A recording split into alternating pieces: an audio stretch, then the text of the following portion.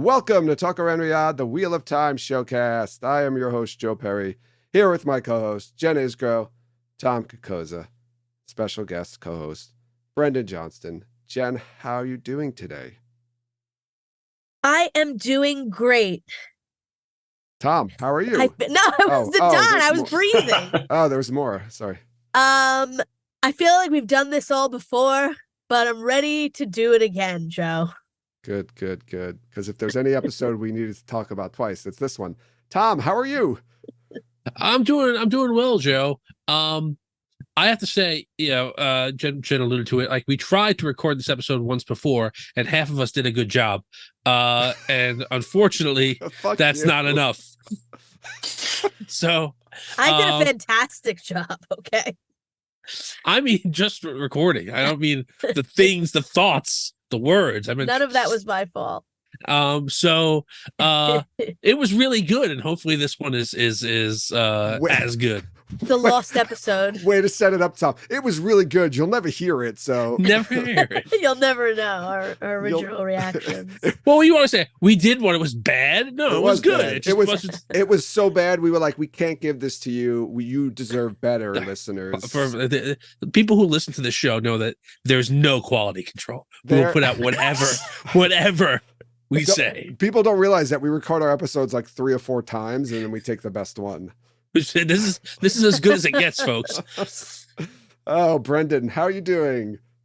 I'm good, Joe. I think, at least as far as I know, last time we tried to do this was the first episode of Talk Around Riyadh that right up until we started doing the official show, all 4 of us were screaming at each other.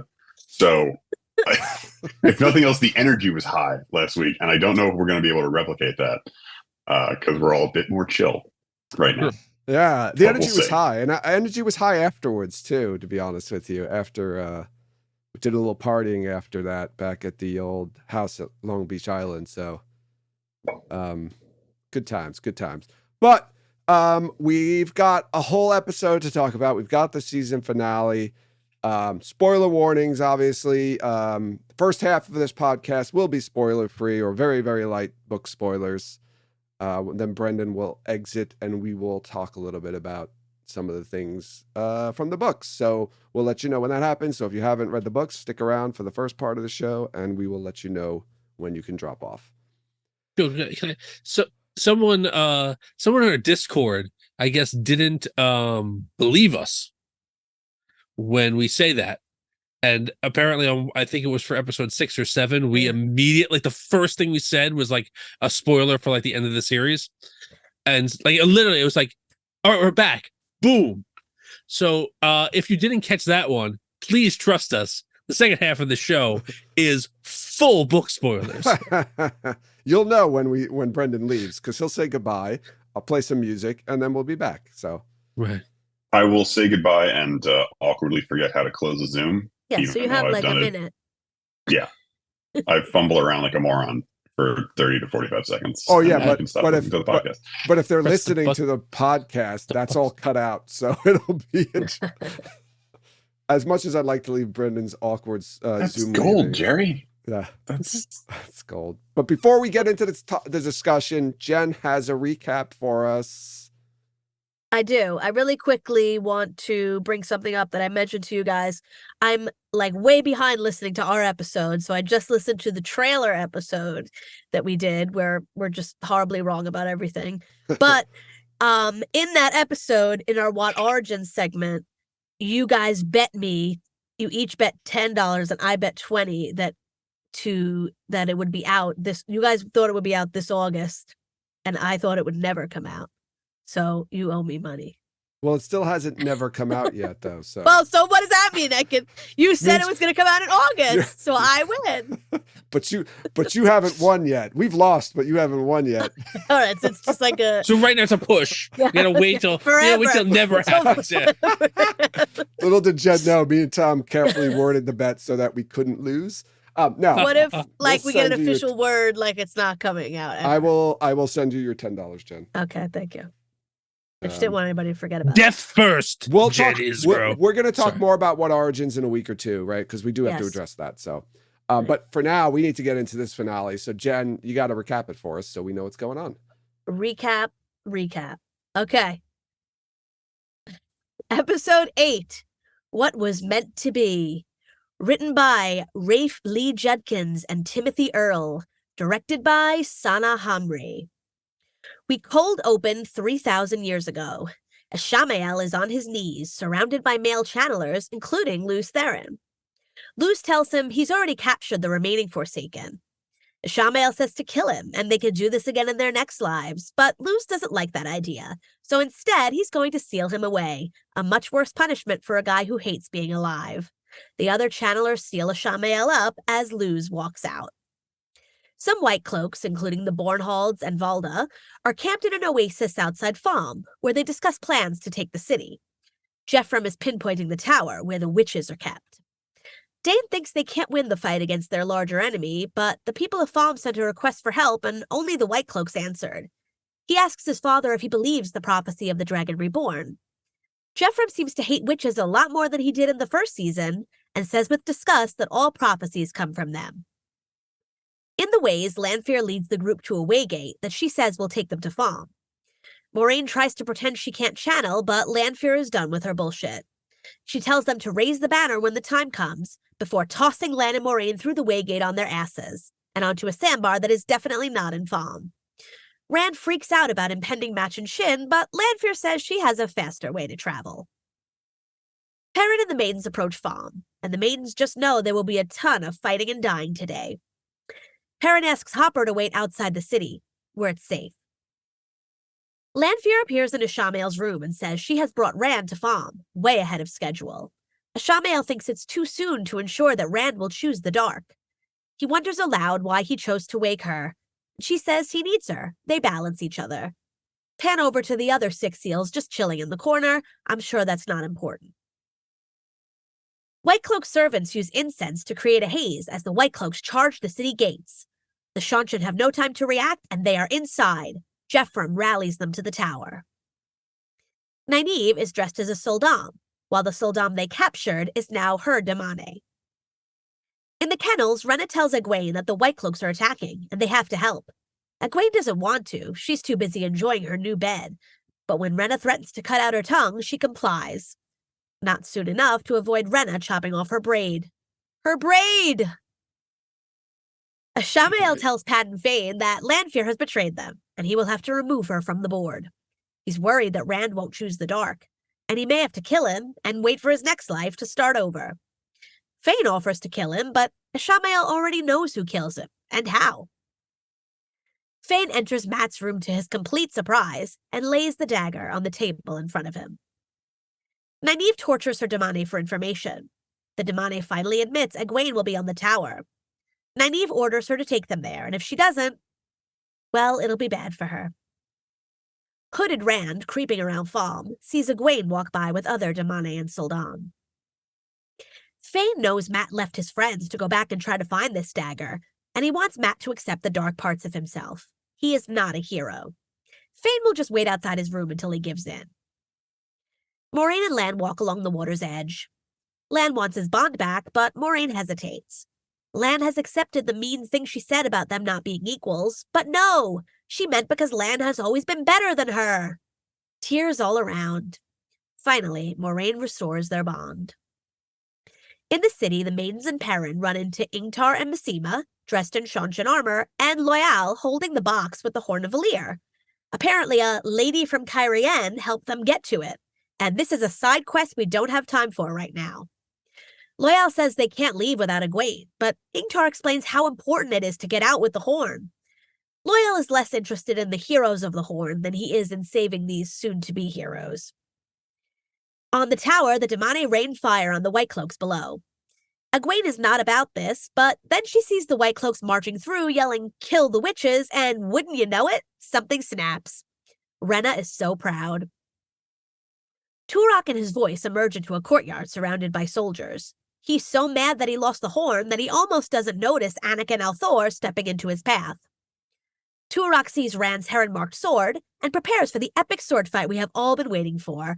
But Rand magic missiles the whole crew, and that's that. Turok's voice immediately commits ritual suicide.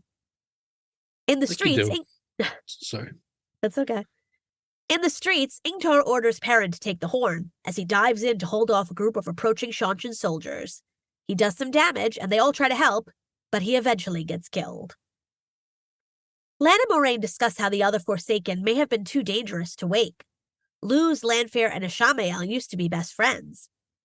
They finally realize they are approaching Falm, and Moraine thinks she knows why Lanfear dropped them here. Speaking of Lanfear, she approaches Bail Dolman, who has been taking this opportunity to pocket some things in the marketplace. She is the one who gave Dolman the broken piece of Quendiar, and now she wants him to take the remaining seals and drop them in the ocean. She tells him to wait for her on his ship. Ishamael walks into Surath's rooms, dusting off his hands. More on that later. Surath wants to be on the front lines defending Falm, now that Turok is dead and the horn stolen. This is news to Ishamael. He tells Surath to gather her strongest damane on a ship below the tower and wait for his signal. They know how to gentle a man, right? Matt decides he's tired of being stuck in rooms this season, and I couldn't agree more.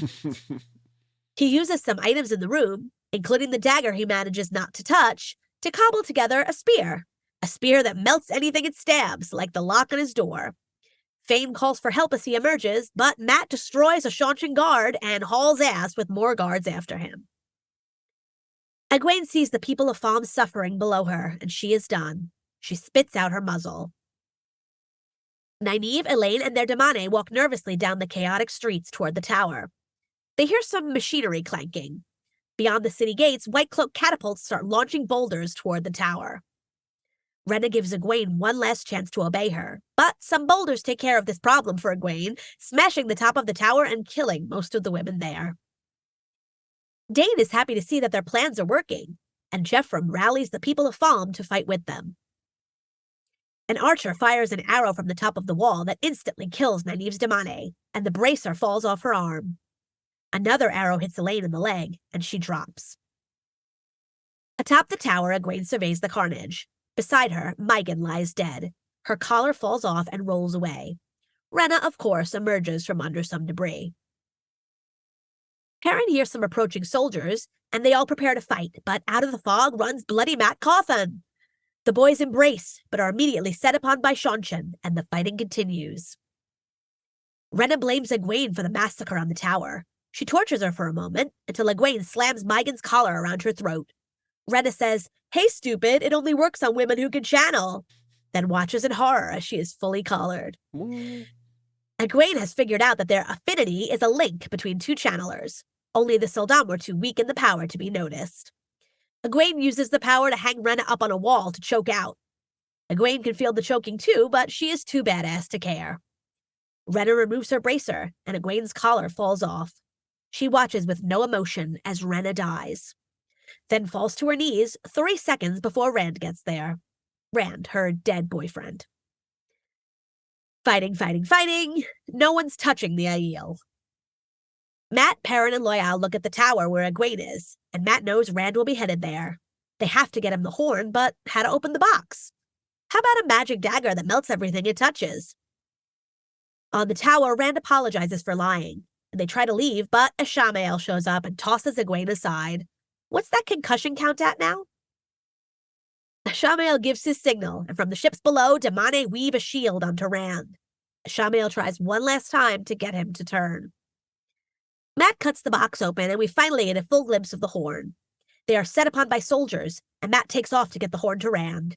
Dane appears, fighting too, and is shocked to see his old pal, Two Rivers. Nynaeve tries to heal Elaine's leg, but the power is still not working for her.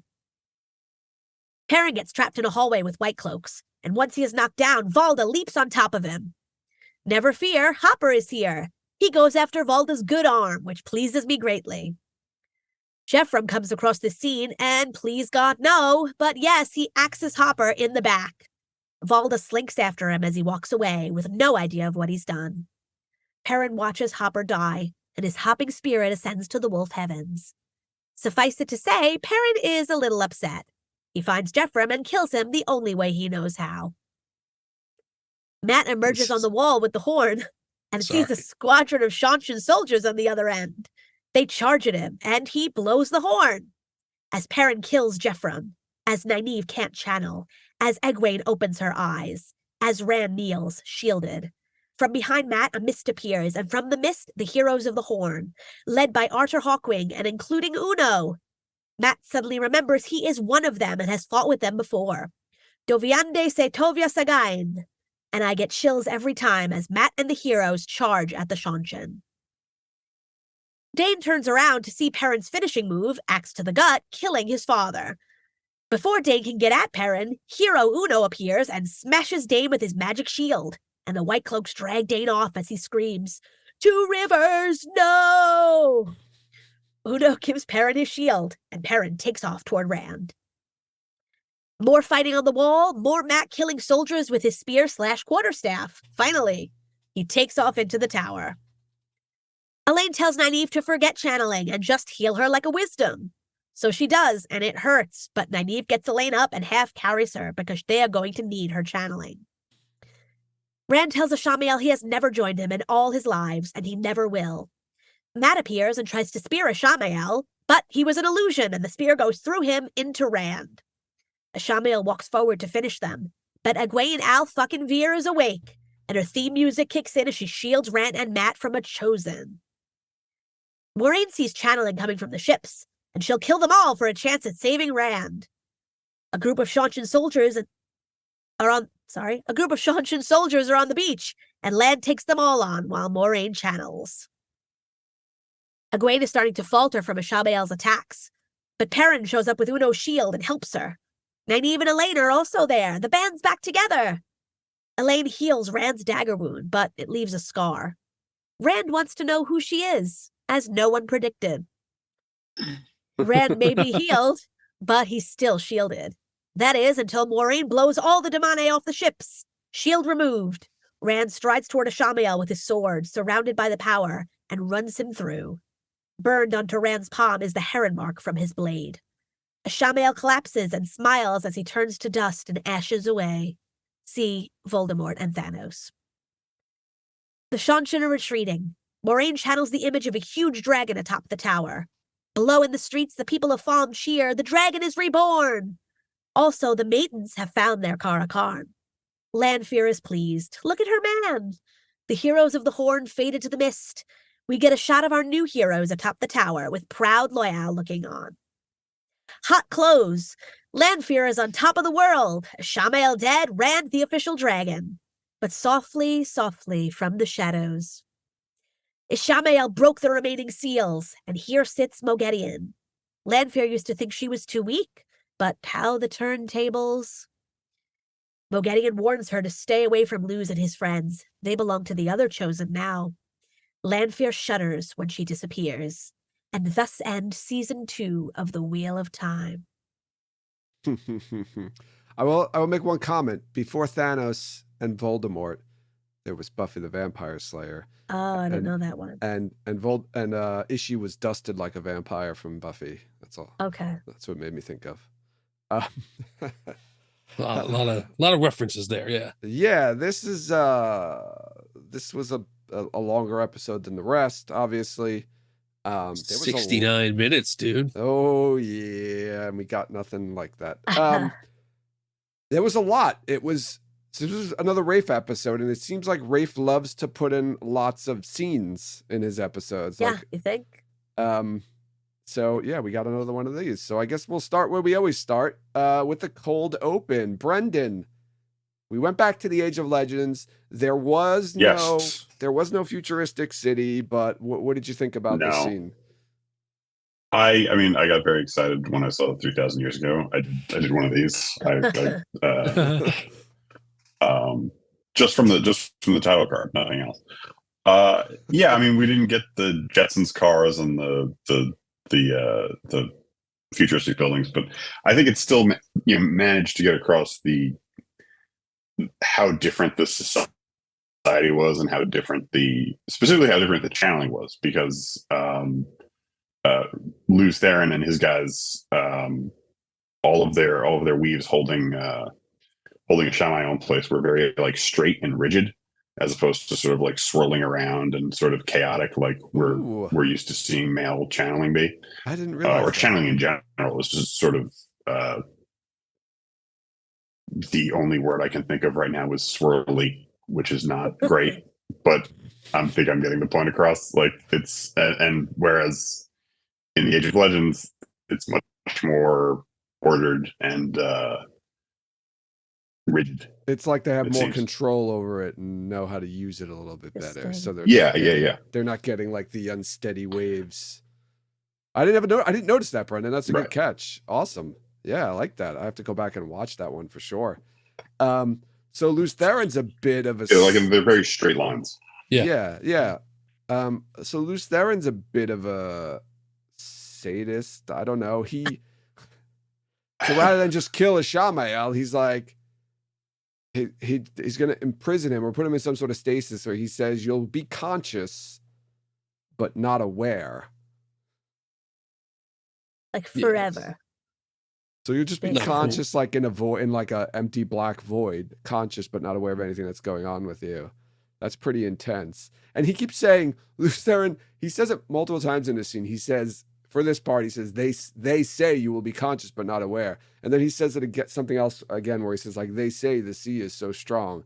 And I kept, every time I watched it, I kept saying, who's they? Like, who says this? And why? What's the second thing he said? The seal. The seal. Oh, the seal. The seal so strong. Who came up with the seal? They say the seal is so strong. Like, who's they? He keeps people who invented it. Like he got this idea from something else. Yeah. He's the one. The Age of Legends is Age of Legends. Oh, okay. So like 3,000 years before them, there were these other guys. Us. Yeah, I thought that was like I thought that was a us specifically, the four of us. Yeah, it was It's us. It's like the never-ending story where you're like, who's they? Yes. Well, and it was. He turns around and looks at you and starts talking directly to you. It was exposition for us, for the viewers. It was just weird. I noticed that he kept saying, they said this. And it's like, oh, that's convenient. He just used the word they, and no one has to question where any of it came from. It didn't matter. But I mean, it's pretty messed up because he's not killing him. He's like, no, we're not going to kill you. We're going to keep you alive. And then Ishamael's like kind of looking a little bit sad there and a little sympathetic. I don't know if anyone here felt a little sympathy for Ishamael in the moment, right? Obviously, we know he's a really bad dude, but sympathy. I don't know if sympathy is the right. Like, I understand it's worse for him than it would be for anybody else, probably, to not get to die. But like, he's really bad. I know, but you didn't get that from that scene. Yeah, we don't know what he's actually done. We didn't get that from the scene, but we got it from the previous 15 episodes. Right, but maybe he's mad. But that's 3,000 years later. About so like, that. Wow. No, come on. He's had 3,000 years to stew. There's no doubt. Maybe that made him crazy. He's already evil. pledged himself to the dark. Yeah, and thought on the evil. Does anybody know that though? From a viewer's perspective, I'm not talking about. He's one of the chosen. Yes, he's one of the chosen. Everyone, but he's one of the chosen 3,000 years later, and he does this evil stuff, and people talk about him like he's evil. But everything that you've seen so far of him in the past, which is only this one scene, right, is nothing. Yes, yeah. And wait. I just want to say this last thing. Sorry. And if you were imprisoned for 3,000 years in stasis where you were conscious but not aware, I think you'd be a little bit crazy and angry and evil when you finally got freed. I would. Yeah, I think that's fine, but to say like because he's upset that this is his fate does not make it like a fate he did not earn. I think that Ishamael and Lanfear both are the kind of villains who blame the good guy for making them be so bad. Like, look what you made me do. Yeah. Look what you did, little jerk. Oh my God. That worst villain in cinema history, that guy. Uncle Frank. Uncle Frank. Oh, Home Alone. That's his name. Yeah. Uncle Frank. Oh, I thought you were questioning it. And another thing, like, Ishamael's not crazy. Ishamael's evil. Yeah. And he's a dick. But he's very rational. He doesn't come out of the phantom zone like foaming at the mouth Yeah. and just indiscriminately destroying. Like he comes out with a plan, He should be a little with bit foaming multiple at the plans. mouth, I guess, though, because he's Yeah, been in such a but he's not. situation. So like No. it's not like he didn't go into the seal and become bad. He was bad when he went into the seal. Oh yeah. I wouldn't say I feel bad for Ishamael. It does make me like Luce Theron a little less. Yeah, it's like Because it's I'm sorry, I think you were yeah. Go ahead. No, go ahead. it's like his best friend, then he became evil, you know, but he's still like, you know what, I know what you want the most and I'm gonna pick a punishment. I know this is gonna get you because I know you so well that I'm gonna keep you alive on purpose, even though he did the same thing. It's also so he doesn't have to right, it's also so he doesn't have to deal with him again. right, But that's it. I will know he have to deal with him again? Well, the plan is you're not going to be reborn. He says it 3 times. Yeah, I You know. won't be Yeah. reborn because he's, no. I won't have to do it. No one else will Yeah, either. no one will. Right. Right. Thinking his prison or whatever his magic was foolproof. and It's it wasn't. also Yeah. Well, that's his. I can't think of the word. Hubris. But you know what I mean. Yes, his hubris. well. I I was just going to say it's another sign of Luz's arrogance, because from what I understand, the natural order of things in this setting is you die and eventually come back. Yeah. Right. And he's saying, no, not you guys. Yeah. Everybody else, but not you guys. Yeah. I just thought it was an interesting take on this to do the scene. They kind of made it like they made it like Ishamael was like very vulnerable, and you could tell that he didn't seem evil in that scene. Let's put it that way. I think that they do a very good job in this whole season, but in this episode, I think more than any episode, I think the character is the most vulnerable he is at multiple points through this episode. You get to see what his hopes and dreams are besides universe annihilation. His hopes and dreams. But like you do, and it does get you inside of his head. I just don't think if it's like you're like, oh, poor guy. If only he was allowed to just die. Like, would it be so bad that he wants to kill everybody? Maybe he wouldn't have come back to kill it. Maybe he wouldn't have come back to kill everybody. At least at the time he did. But so I was asked. I'm sorry, go ahead, Brendan. Well, no, I mean this is something that they say later, but it's I took something that is said later that we'll probably maybe talk again as an implication that coming back and getting his ass kicked by the dragon is Ishamael's role in the universe, and that's what happened to him. It happened to him every time. No, it doesn't actually. So I don't know. That's how it seems. Yeah. I don't know how the show's going to take it, but it doesn't always happen the same way. But yeah, go ahead, Tom. Okay. I've got a question was asked of me actually last night. So I guess it's good that this was the later week. This way, my brother is watching the show now, and he had a question, and I'm going to ask the question, and I think we may need to talk about it later, but I'm going to ask the question now. So Ishamael's sealed here, beginning of the show. All of the other Forsaken are already sealed, right, and can't get out until the seal is broken. But how is the Ishamael in season 1? Well, we know the answer to that. Do we? The dumb answer. I won't say it, but it's dumb. It doesn't spoil anything because it's past. It's a past, right? It's a past in the book, a history in the book. So we can talk about what is in the books, I think, later on. Is that going to be what it is in the show? Yeah. Because I don't know that it is. But yeah, Brendan, do you have any? I'm asking Brendan specifically. Do you have any theories as to how? Going back to what Joe said about they say you'll only be conscious but not aware. They say you only hear what you want to. Okay, I guess. Oh, we got a new parody. You started. We got a new parody. We're in like our 4th hour of discussing this episode. Can we focus up a little bit? I was trying to move on to the next part, but you guys are really sticking on the cold open, so I'm gonna let you go. To the they say point. Luce Theron got it wrong. Like Yeah. That's it. He's going off some antiquated legends or some He ordered the bad information, and someone else got a Shamael out. He ordered That's the it. seals from China, and they weren't high quality. Yeah. From Wish.com. From Alibaba, they were knockoffs. We have seals at home. right. That's right. We have seals at home. We're not going to buy. Perfectly fine. We're not going to buy new seals. We've got perfectly fine seals here. And you show them in the first season. It's like, Oh You my idiot! gosh. These are sea lions. It's Ileana in the background. Yeah. Lose. All right. All right. I want to move on now. Let's get out of the cold open here. We got the opening credits, the whole opening credit sequence. The first time we got it this season. Right. I will say that a name popped up. I was actually watching the credits this time because it's the only time they showed it this season. So I was like, okay, why not?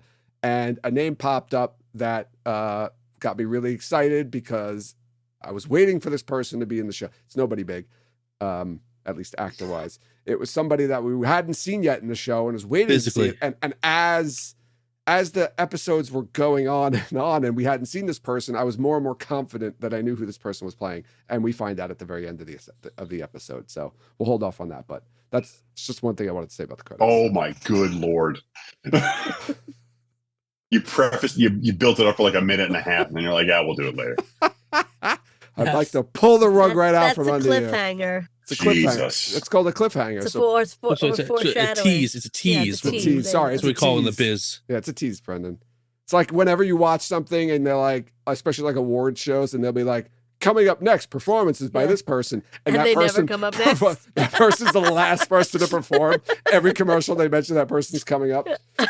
That made me so angry. That's why I don't watch They're just there to introduce the last act. They don't even actually do the show. All right. Yeah. So what happened? What's the next scene in the show? White Cloaks are back. Yeah, I forgot about the White Cloaks, even though I knew the White Cloaks were going to be back. I kind of forgot about them. I wish we would have seen them like at least one other time, I think, in the season. Yeah. It would have been nice to get another just short scene of like what the White Cloaks are doing. I have to admit or say that I was wrong. That I'm pretty sure that White Cloak with the flopping hair in the teaser was Jeffrem. Yeah, I think it was too. With the mask up over his nose. Yeah. I was convinced that was like another younger guy with like really blonde hair, but no, it was Jeffrem. Yeah, I'm pretty sure it was him. It was Shit, young eyes. Something I got right, I guess. That wasn't really important at all. No. But I mean, this is a cool scene. I like the intro scene for this, right? We learn, as you said, Jen, that the Watchers on the Waves, who they never explain who those people are, but the Watchers on the Waves sent for help, and the White Cloaks were the only ones who bothered to come and help. And it kind of puts them in a good light, at least Jeffrem and his son Dane. So I mean, they seemed like good people in most of this episode. Yeah, they're definitely biased against Aes Sedai or anyone who can channel, right? With all the witches stuff. Kill the witches. But they're also like, they're slavers, and that's wrong. Like they make it like there's a clear dichotomy. Like, yeah, they're the only people they're enslaving are women who can channel. And I guess if you're a lord or an Ogier, but like other than that, like everyone's cool. I don't think they cared that they were enslaving women, people, or anyone. I think they were invaders, right? So he makes a big point about the fact that they're bad people. Like they enslave people, and that's wrong. And like again, like Jeffrem Bornhold is the best that you like, the best White Cloak that you can be. Like it's not a high bar, but like I don't know, whatever. I feel like they made him like a little worse in this. They dialed up the witches. Yeah. Like his disdain of prophecy is just being Aes Sedai propaganda. Yeah. It was a little. It was in the moment. It was the heat of the moment. You're in an intense situation, battle. No, he was before the battle. Oh, did he say that before the battle? Well, yeah, but the prophecy. Yeah, Dane's like, like maybe the dragon's gonna show up. I don't think he used the word witches in the first season. He's like, oh, you should go to an Aes Sedai. They could heal you.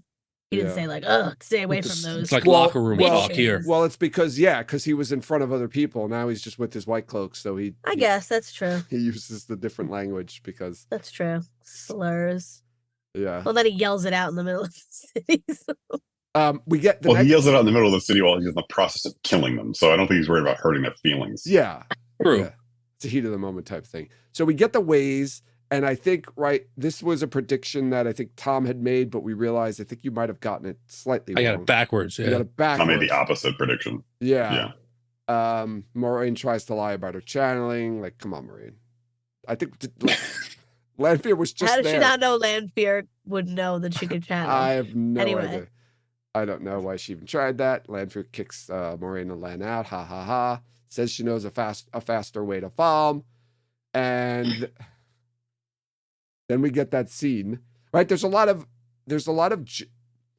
feels like there's things missing in this episode. Like things just all of a sudden Yeah. happen or have happened, and you're just supposed to assume that, oh, I guess this happened to get to this place.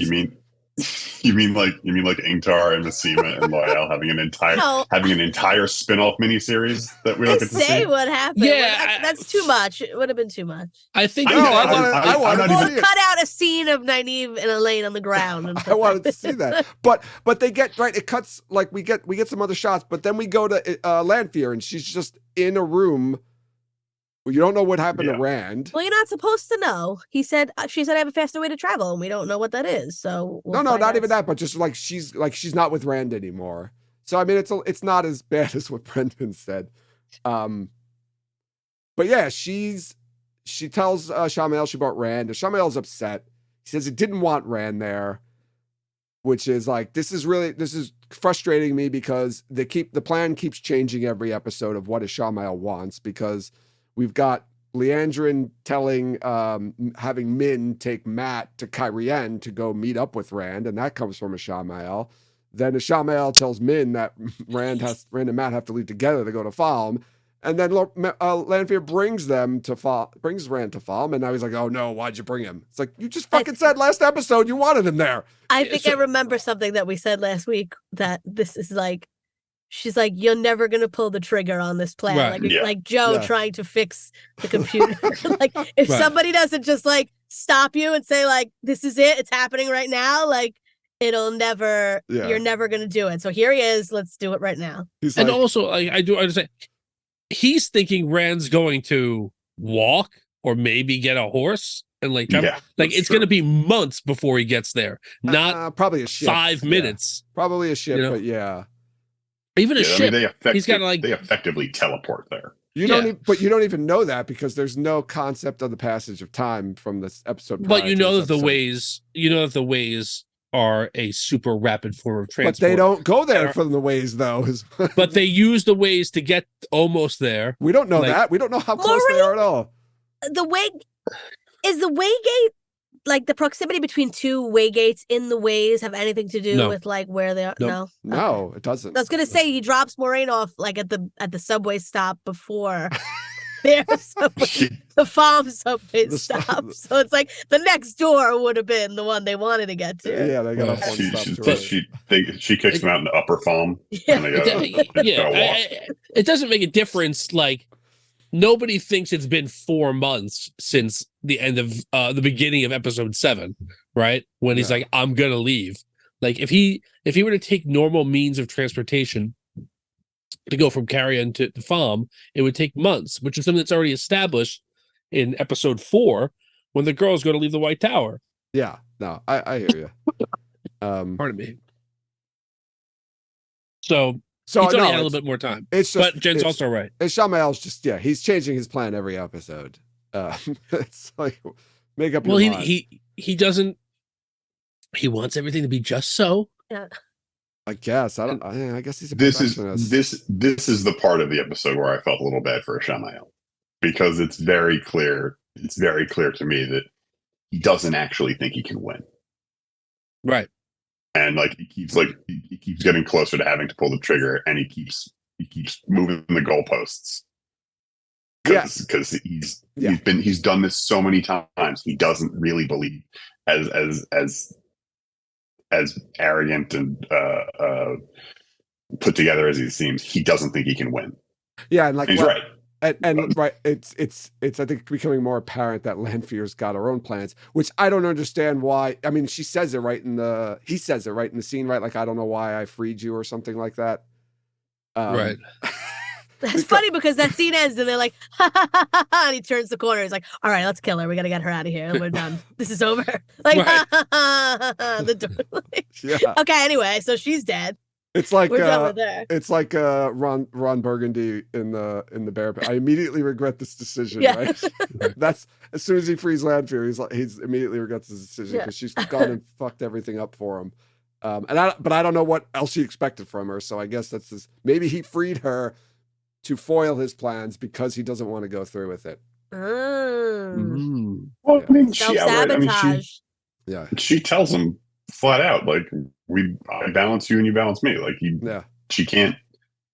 Yeah, anyway. she's just bullshitting him, man. I think. Yeah, I don't really even. Well, I think she's a little bit like what is it, the scorpion on the frog's back? She's like, Yeah. look, I'm going to betray you. It's just what I do. Oh boy. All right, so I want to jump back. Right, we skipped the part. We got Perrin, Maidens, and Hopper. We get this mist coming. We get this mist. The altar boys. Yeah, Sorry. we learn. Right, Bane sees the mist and says this doesn't belong here, and then we learn it's a bunch of altar boys swinging their incense things. I can't remember what they're called, urns or something like that. Thurifers. What is it? Thurifers. Thuribles? Thurifer? TH. Thuribles? Thurifer. I've never heard that word before in my life. Hold on. You weren't an altar boy. But I was. Thurible? But Thurible. Is that what you said? married an altar boy. Thurible. Thurible. Yeah. Oh, okay. It sounds like Charles Barkley saying Thurible. terrible. Thurible. Terrible. Yeah, interesting trick. There must have been a lot of those altar boys bringing out the altar boys. If The they White survive, Cloaks, yeah, the then White they get Cloaks, promoted to be knights. the White Cloaks sure travel with a lot of boys. I'm Who a else little is going to bring them the dead birds to eat? I don't know. That's it. And create smoke. I don't know. It was a little odd. Somebody's got to keep track of all those various. They got Someone has in. to keep track of their various brushes. True. That's true. That's how there's an army of boys just to do the laundry, right? Just keep them in white all the time. I think this might be the first mention of the tower in the episode, for which we must get the word tower mentioned at least 135 times in this episode. It's the place to be in the episode. That's probably the word they say the most in the show, right? Tower? Yeah, tower. Probably. Yeah, That's a good drink. tower or power. It's got to be the hour sound is really Anything that very rhymes with high the up. word tower. Drinking Okay. game. It's a drinking game, everybody. it's called death.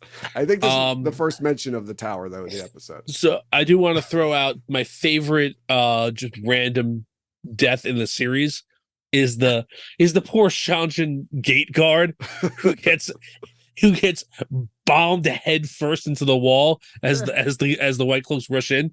It's just like boom. And it just gets his melon gets crushed. Love it. I don't know how you're able to differentiate between which Shanshan gets their ass kicked which way, because that happens to all of them every scene they're in this entire episode, which made me feel very personally vindicated because I was right. They suck. Yeah, that's a point we need to talk about a little further. But They're just the worst. But yeah, once their Damane are taken out, they have nothing. Dana Lou put a great gif in because that's exactly what I was thinking of, Tom. It was like the Monty Python and the Holy Grail. Yes. Level.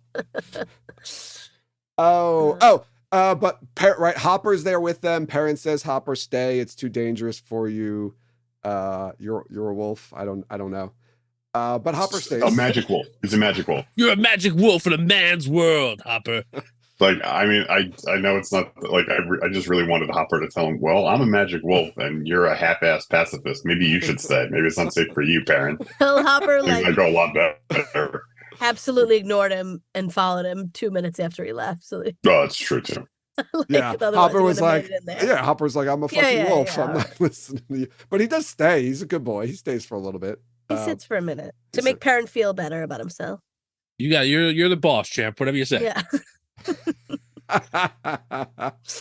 Oh boy. I will sit until I feel like not sitting Yeah. anymore. That's Hopper's I'm like, not wait, gonna wait, Good wait. idea. We've been walking a Wait, long time. Hopper's like, wait, I thought you were my sidekick. I don't, Yes. what's going on here? It's like it's Big Trouble in Little China. Right. Right. He's Hopper's Wang Shi. And Perrin's Jack Burton. Only not nearly as cool. No. You have to Uh, add characters' coolnesses up in this show to equal a Jack Burton. Yeah, it takes a lot of characters to equal that. All right, so we jump over to Nynaeve and Elaine, who's, I'm going to just say right now, is very disappointed with their role in this episode because they didn't do anything. They came up with this whole plan for over like 2.5 episodes and didn't do it, or didn't get the chance to do it. I was a little upset about that. They may not execute their plan, but Nynaeve says the coldest shit anyone's ever said to anyone on film. Oh yes, that's the beginning. To their captive. Yeah, and that was one of the frustrating things, Brendan. They started off really strong, and you were like, "All right, this is going to be a great not even Elaine's going to be really awesome this episode," and then it just fell flat. What was it? What was the line, Brendan? It was like if you like raise the alarm or give us any shit. She says something like, "I'll make you curse the first kiss your mother ever gave you." That is hardcore. Awesome. It's horrifying and amazing, and I loved it. And you're right; it didn't they didn't live up to it because their captive gets immediately killed. Yeah, they have a great plan that just gets interrupted by the other people's plans that are happening.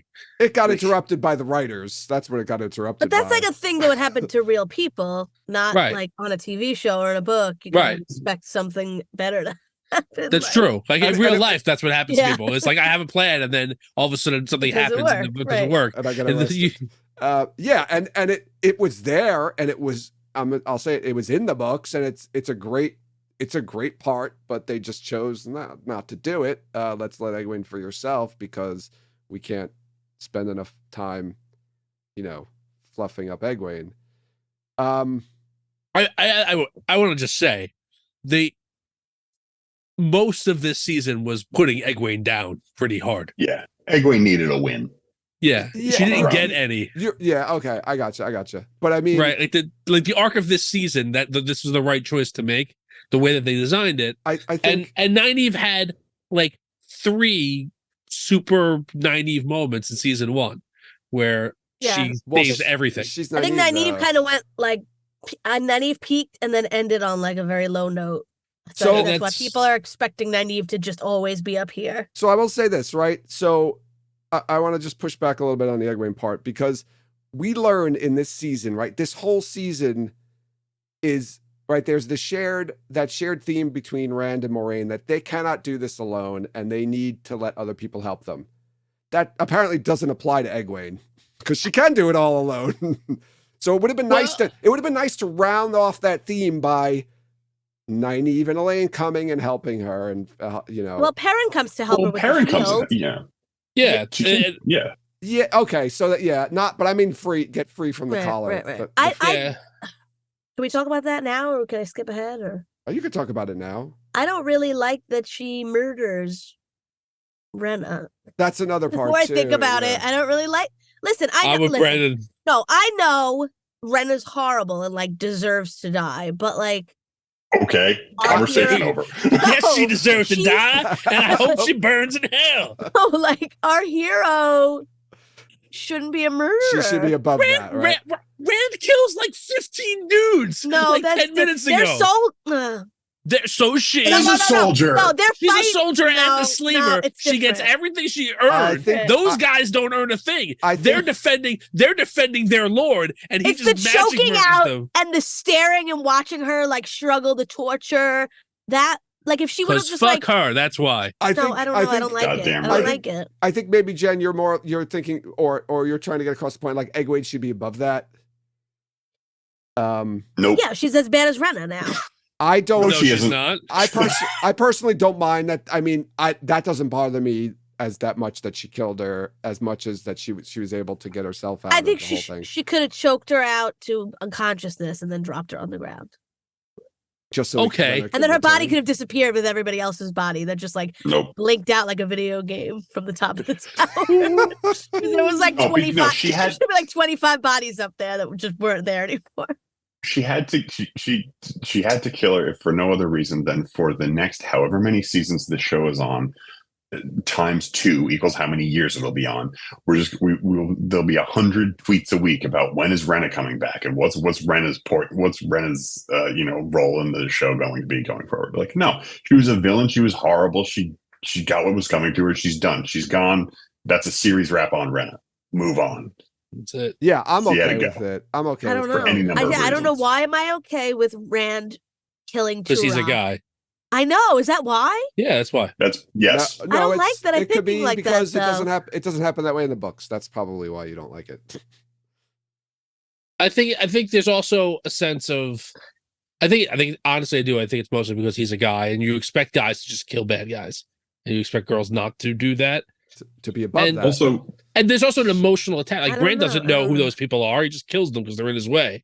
Like this is an emotional. She murders her. Also- She like also- chooses to kill her. Also, you can argue that leaving her there with the collar on as a Damane is worse than killing her. Yeah. Well, I don't well, know. I disagree. But also, the way Rand kills people is cool, and the way Egwene kills it just is. I don't know. He It's staring into uses- somebody's uses eyes while magic. they're literally choking to death in front of you, That's and, what I- and you're that's also what I'm feeling saying. the choke. It's like psychopath behavior. That's what. That's what I'm saying. The way Yeah. Rand kills people is cool, and the way Egwene killed Renna is horrifying. But Renna was the fucking worst, so who cares? Right. She's just the worst. Yeah, I want to talk a little bit since we're already on this part. Like, I want to talk a little bit about the collaring of each other and being each other's Damane and Soldam at the same Yes. time. Don't Like- think too hard about that one. I know I'm going to think too hard about it because that's what I do and that's what we do here. We think too Right. hard, way too hard, and we say too much. Right. The pain that Damane inflicts on their Soldam, they feel what two times as much? Twofold. Twofold. So Right.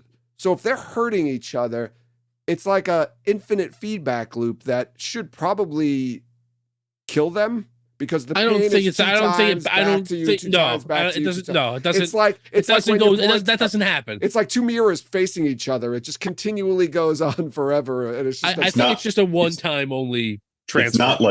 It's not like two mirrors facing each other. It's like one really big mirror, which is Egwene, facing a really small mirror.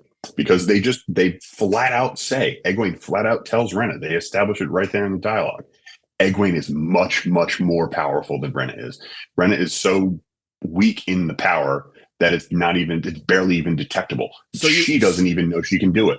So you think Like, so when- the strength of the channeler has an effect on like how well you can control somebody through the Adam? Yes, Egwene, Okay. like as soon as Egwene gets that collar on Renna, she immediately forever has the upper hand. I like that idea. I don't know if that's something real. I don't remember if that's in the books or not, but I like the idea that if you're a stronger channeler, you can exert more control over somebody who's a weaker channeler. It makes sense. It's a forced linking machine. Yeah. Right. It uses the power to work, and I think it's also proven. If you want to say like it's not the strength and the power, it's the strength of will. Like they have spent 2 seasons explaining that she's maxed out her will stat. Like nobody is more indomitable than Egwene Alvear. So, Unbreakable. yeah, right. She broke and then she immediately was fine again. She like talked to somebody for a minute and they're like unbroken. So, and that's not like cheap. I'm just saying like that's where her character is. So I agree. I think that it just, and I forgot until Jen did it in her recap that Renna drops, like lets Egwene go Yeah, right. Yes. very quickly in that confrontation as Yeah. soon as she's on the hook, right? To try and like get out of it. So that like she's just like that part isn't even there anymore. And it's just Egwene going, no, Yeah. that was your one She's chance like, to get I'll out let of you this. go. And she says, I'll let you go if you let me go. And then she just And kills her. And then And she's she, okay, and she lets yeah. her go. And she's like, I fucking lied. No, She Egwene doesn't coulda- say yes. It's funny too, isn't it? Egwene says, "I'll let you go if you let me go."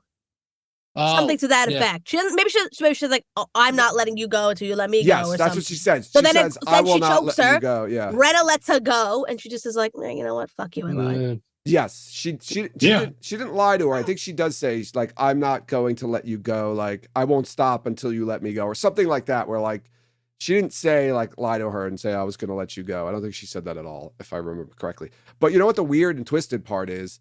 Once she gets Rena hanging, she could take.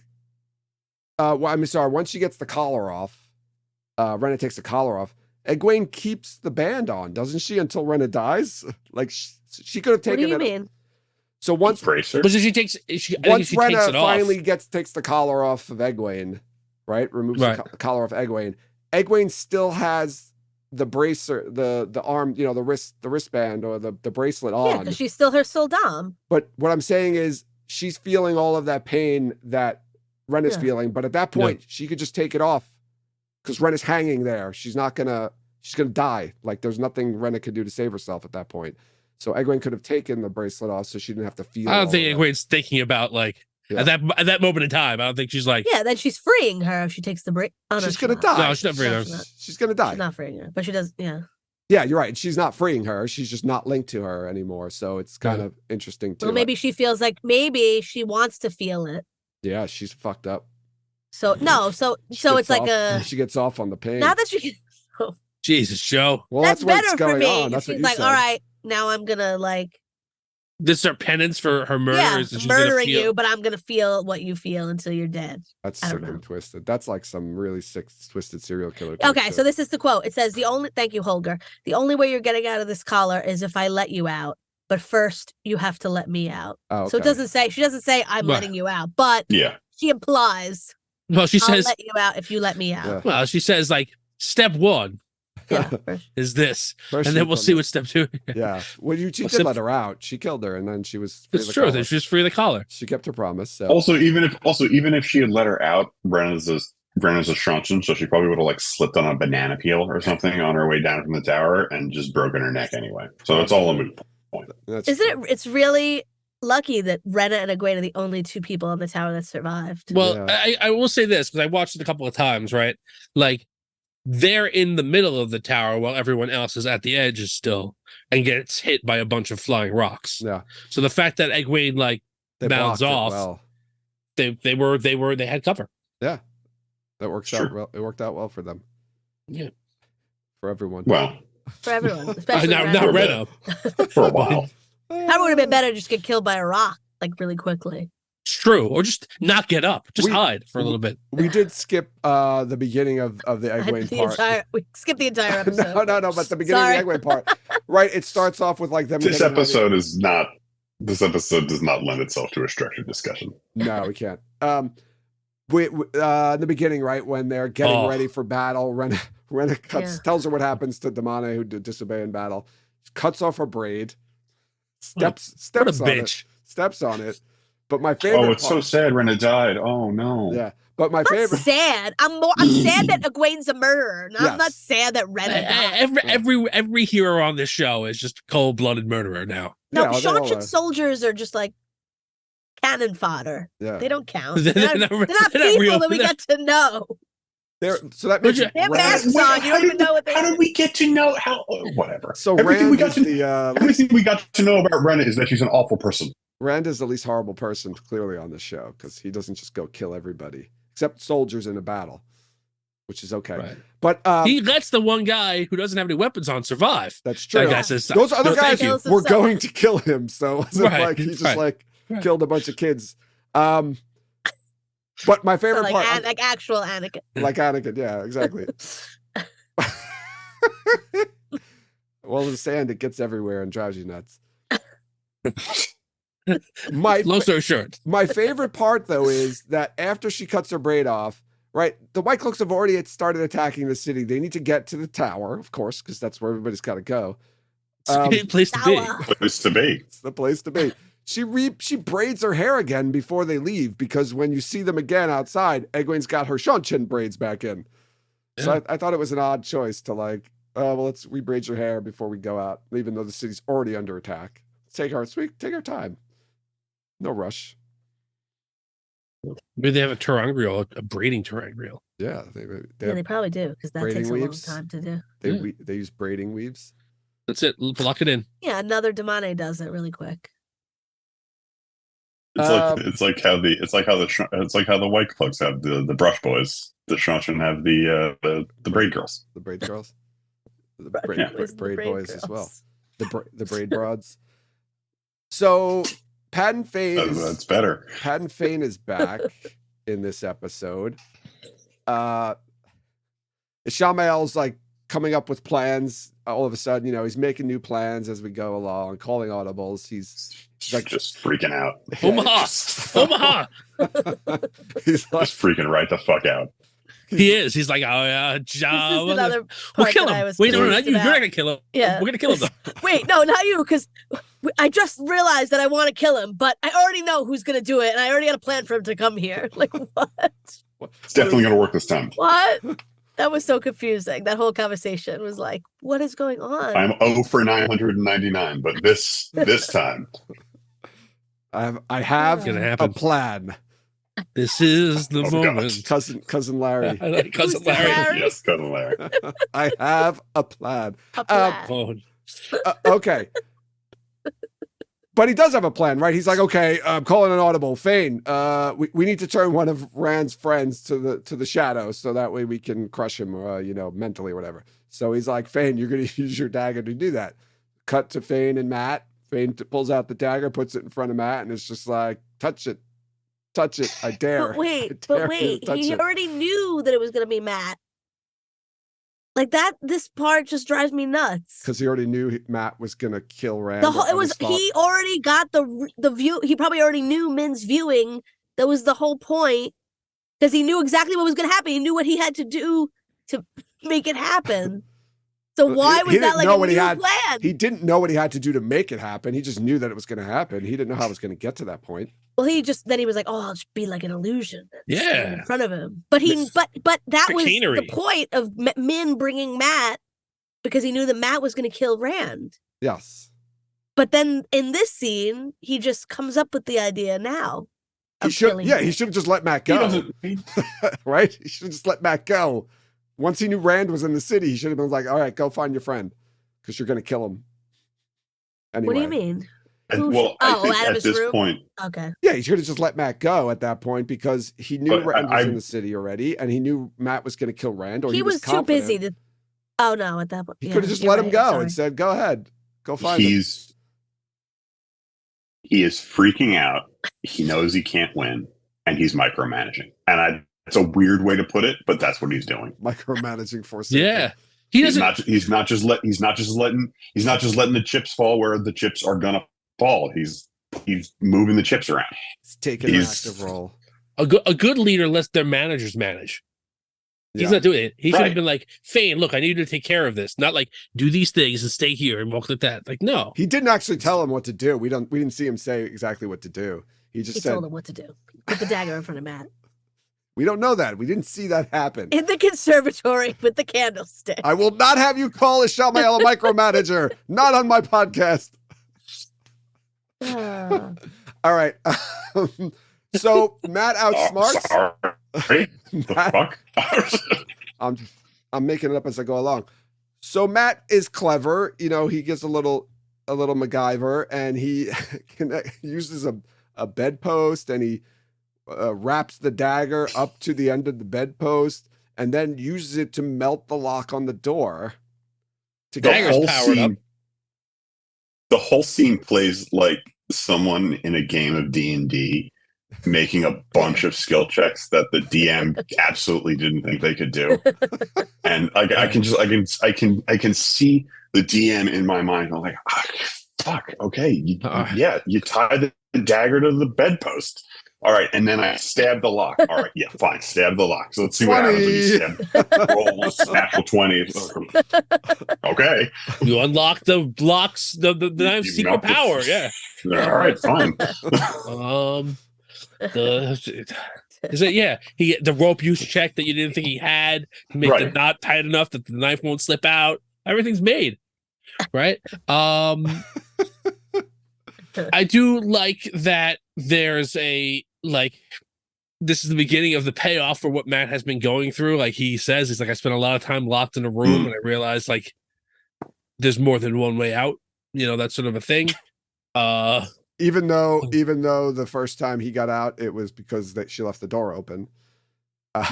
Yes, but I would say this, right? The first time he got out was because he was being manipulated, right? He found that out in the long run. And I think what he means is like, I'm not going to take the only options that are offered to me. Yeah. I'm going to make my own option to get out. Yeah. So do you think he's still got a connection to the dagger? Because he's staring at it, and I think you even hear. I can't remember. I feel like you do. You hear like little daggery whispers. Yeah. So like, is he not fully healed from his connection with the dagger, or is this more of just like a past trauma kind of thing coming back? Yeah, I took. Go ahead, Brendan. Sorry. No, I think he still has a connection to it, and this is for obvious reasons that will become obvious. I'm not going to get into details about this person, but I know someone who is a longtime recovering alcoholic who works part-time as a bartender. Wow. And this person explained this to me by saying, when I tried to completely keep alcohol out of my life, it got more power. Oh, wow. Like it loomed larger in my mind when I was completely away from it. And now, and being around it makes me realize that I can control myself and I don't need it. Mm-hmm. And I think something similar is going on with Matt and the dagger. So it's more of a like if he was just away from the dagger all the time, he'd be constantly thinking about the dagger. What I'm saying, so that it's more of a psychological connection than like a magical connection. I mean, I think it's a psychological connection for Matt. I think the dagger probably still has some magical connection from its end, because that dagger seems vaguely sentient. Yeah, definitely some voice action, right? Definitely got some whispers. Yeah. I got the sense that like he remembers the feeling of the connection more than like the connection is still there. Yeah, and like that's the struggle is like. Right. I think he has to touch it for that connection to get activated again. Yeah, I think so too. But I also think it's kind of weird that he could like wield it as long as he's not. What if he had like a glove on? Well, again, this was like Brendan saying this is totally like a D&D thing where like in real, I imagine metaphorically and I don't want to say in real life, but he's still using the dagger, right? Just because he's not touching it.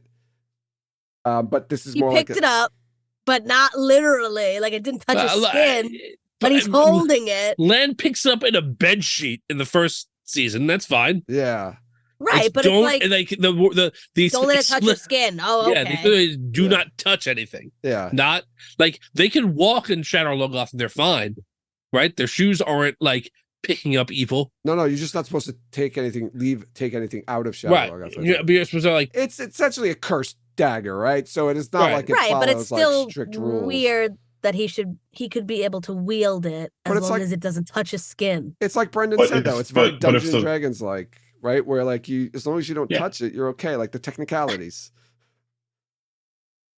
I don't mind. I don't care. It's just like a weird rule. Like he's still using it. Yeah. This story is nothing but weird rules. That's the whole fantasy genre. It's all true. Weird rules. It's like we have this incredibly intricate, mechanical lockbox. I've got to match dagger. Right. Oh, come on, god damn it! Fuck you your weren't supposed to be able to pick that up. At the DM again. He's like, you're supposed to be like a whole thing where you have to figure out the trap. Yeah. Cut we it don't open. have time for that. We don't have time for thinking. On the cutting room floor. Smash. Alexander the Great, that thing. The episode's almost over. We got to leave town. Yeah, it's a little bit less that, but we got to get to Act 3. That's what that is. Yeah, it was like anything involving the horn except for the blowing part of it was like we got to make this quick, right? So it's Ingtar and Loyal. They already have the horn. Fuck how they got it. We'll just throw in a quick line and that's it. It was Brendan. I agree with you. It was like a whole little thing that I definitely would have loved to have seen. It was a scene that I would have liked to have seen, but I mean, it didn't even bother because at this point, it's something the show does now. Yeah. Just hide huge events in quick cuts and brief exposition. Yeah. I like that. I'm not complaining about it. Yeah. I like that they said like a lady from Kyrian helped them. So yeah, like that was fun. I think that was we have to trying be to. like, oh, so Lanfear is literally shaping every event that we've seen almost in the season. Like, Yeah, and she gave them the Gwendiar, she got them the horn, and nobody has any idea like what's going on. And I think that was a clever way for covering that they cut out like a whole scene. Is just by like, oh, like everyone was probably about like, wait, how'd they get that? And then you hear the word, oh, a lady from Kyrie, and everyone starts thinking like, Lanfear, is that Lanfear? And then they forget that they missed like a whole scene that could have been in the show. Right. I like I don't care that we didn't see it on the one hand, but then on the other hand, it's like Loyal and Ingtar, every time we've seen them, have been like building up to this like, where's the horn? I found it. It's in this room. This is what are we gonna do? How we gotta get this. You're right, and then they show up with it, and Massima dressed in Shanshan armor, no mention of it. Where'd Massima come from? Like, where has he been? They're both in that armor. Like they clearly had some sort of like is because like Perrin hasn't seen anyone since then, so it's not like he's like. I mean, this is all new. They're all like a reunion for him. But like the reunion between like Ingtar, Massima, and Loyal would have been something. I wonder if there's actually it didn't occur to me till it would have been fun if they filmed it and then released it later as like a 5-minute short, as a half-hour episode. Okay, fine, a half hour. just everybody go watch the middle of Star Wars, and that's what they did. Right. They got 2 sets of armor. They got the big guy, and they went into the detention area. They got the horn.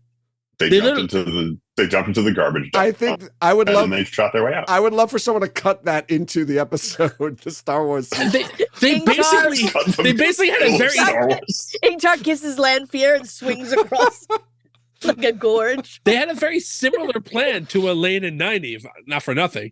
It's like, all right, look, we're gonna be 2 guards, people. You're gonna be there. We're gonna walk in. Elaine and Nynaeve set up a whole plan and didn't execute it. Ingtar and Loyal, we just saw like the executed part of the plan. You didn't see any of the plan happening. There's no planning. It was just the end. It's just, clearly, that Jen, that's amazing. That's a great point. They should have tried Get Help. That one works pretty well too. Oh my god. Yeah, weird. Definitely, you're right. Weird. Yeah, there's some weird things with like payoffs, and I feel like certain things didn't pay off. Certain things happened, and you thought they were going to pay off, and they didn't. But there were other things that happened that had no build up to them that just happened. And you were like, oh, okay, this is happening now. I don't know where it came from. It just came out of kind of nowhere. And then, like, again, there's things that were building up, and then just nothing ever happened with them. So I thought it was a little uneven that way. Just where does Rand dispatching a dozen dudes without even raising his hands above his hips fall? And that's in that dichotomy. Well, there was really no setup for that. Like that wasn't like something that I think was earned necessarily. How does he know how to do that? I don't know. He just does it. I think he goes, kill him, go him, go. And like, it was very precise. He's shooting like a bullet. He's a magic missile into everybody's neck. Very precise. Yeah, so it's not just like a burst of energy. He literally goes. And then they don't even like so precisely and so deliberately. That they all fall on their knees and die while still on their knees. Yeah, that's right. They die worshiping the guy who just ended their lives. That's so precisely and deliberately that he avoids hitting a non-combatant. Yeah. Yes, yeah. Also, right. Which is fine. Yeah. I have no problem with like. No, it was cool. I don't have a problem with it either. If you think about it too much, it's like. Yeah. I think it's kind of funny because that scene of Lord Turok and his goons coming out, it's in all the trailers. Yes. It's like they completely build it. I was like, it's going to be this big fight scene, Yeah. and then it's an Indiana Jones Yeah. and an Iron Man. Yeah. It's Yeah. just it's a whole lot of nothing. Light spoiler here. They do. It's a whole lot of awesome nothing. They do It's sword true. fight in the Was that- books. They do sword fight in the books. So. Yeah, I gathered that from Yeah. But I mean, we. Sorry, go ahead. no, I was just going to say, but I mean, for the path that they took, it makes sense, right? Because if Rand whipped out his sword and just started kicking ass, you would have been like, where did that come from? It's more believable that he figures out how to do a kill weave with Yeah. channeling. Yes. Like that's at least magic. You go, okay, well, it's magic. He figured. Yeah. I wonder if whatever. the guy who was playing Turok like skimmed the book and it was like, oh, cool. Oh no, Yeah. you're not getting. You're not getting. Well, no, this is what it was. It was like, how am I going to fight in these nails? Yeah. Okay. Got it. I got it. I don't I'm get not. the fight. I just died. That's all we wanted to see is how he fights with the nails. Well, He at least- doesn't. At least we got Sorat's nails getting cut off. Somebody's nails got It's cut. true. There was a payoff at least. It was early on. Yeah, we didn't get he didn't get nail stomped. he didn't get to use his battle nails. We didn't get his battle nails stomped. He clearly didn't have any battle nails, Jen. Because That's true. He was ready to dance with those. Yeah, right away. Do Do you want to jump over to Moraine and Lan? Sure. Talk a Sure, little bit yeah. about No. a little Oh bit. no, it's emotionally raw, but I think that it's been a while since we got emotional. Let's do that. Yeah, I mean it was good. There was some good intense acting going on here, very emotional, I think for sure. Tom, you were exactly right with land is better than Moraine, that Yeah. whole expression. Yeah, I think Brendan and I both were on that Yeah. vibe, right? I think I cried just a little bit during that scene. I know I said this the first time around, and this was true of a scene in episode 7 too. Like, I felt like I shouldn't be seeing that. It was too well done, and their chemistry, their platonic chemistry, is too good. Like, this is way too intimate. I shouldn't be watching this. Yeah, you know what, Brendan? I was trying to do some thinking about this. Like, is there any other example that you can think of like a platonic relationship like this that you've ever seen or read about? A male, like Male, female. Like between a Yeah. man and a woman. Yes. That's not like brother, sister, or like a family blood relation thing. Like I couldn't think of any relationship like this that I've ever seen shown on like television or movies. That's like this. I don't know if somebody else can think. No. Maybe that's like a father-daughter type relationship. I'm thinking of The Professional. yeah, no, that's definitely like a father. Yeah, that's more no. father-daughter. And type that's also relationship. like yeah. weird. And other it's stuff. creepy as fuck. Yeah, like the closest thing I can think is like maybe like the Doctor to some of the companions, Yeah. but that even has like there's a definite All the like Yeah. there's like a different vibe there too. I don't know. Yeah. They're not equals at all. The Doctor and his companions, Right. like Well, Lan is Maureen's better anyway. So I have a question about the bot. And last week, this question was more confusing. And I think I have some answers, or I have some, we're having conversations in Discord about this, right? Because I was a little confused because it seems like Moraine rebonds Lan, right? Originally, we thought that she had just masked the bond. And the reason Lan couldn't feel it was because she masked it. And then she got shielded, or we learn now that it was shielded. And she just couldn't unmask the bond. And they were bonded the whole time. It was just that nobody could feel it because she masked it. But it seems like the bond was severed because it seems like she rebonded him. And I like this idea that I was having, I think, a conversation with Kate in Discord, and it might have even been somebody else who brought this up, is that, right, in episode 8 last season, right, she goes to the Eye of the World, and she keeps saying, like, anyone who goes that's not the dragon is going to die. And I think she thinks she's going to die. So after she masks the bond, she releases it. And we just don't know. Like, she doesn't ever say anything about it because she thinks Yeah. she's going to die.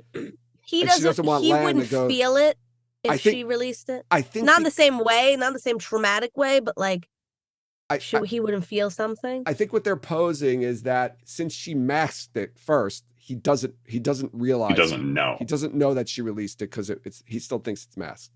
Well, it was masked from when she went to no, she unmasked it after Swan after the she shack. unmasked. I'm She sorry, masks it when she goes masks it into. episode 6. The blight. She masks Okay. it when she masks it when she goes into Mordor. Yeah.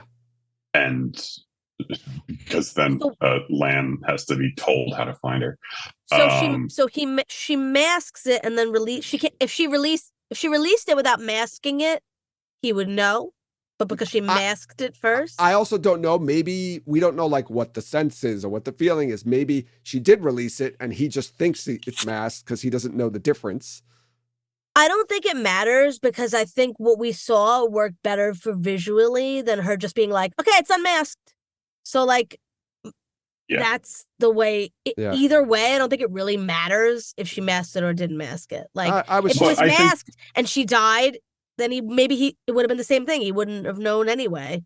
I think that I think so. I don't know. You're right. I don't know. I think that whatever it was, that's how they wanted to portray it visually, the bonding. So yeah, it doesn't really matter. I agree that it doesn't matter, but the show does explicitly establish that Moraine masks the bond all the time, and Alana masks the bond with Yvonne constantly. And if they're doing the whole light show every time they have to unmask it, that doesn't make a ton of sense. Yeah, right.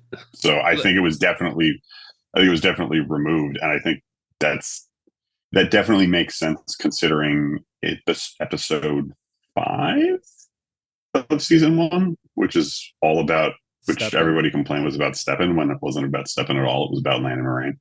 Yeah. And like how aware they both were of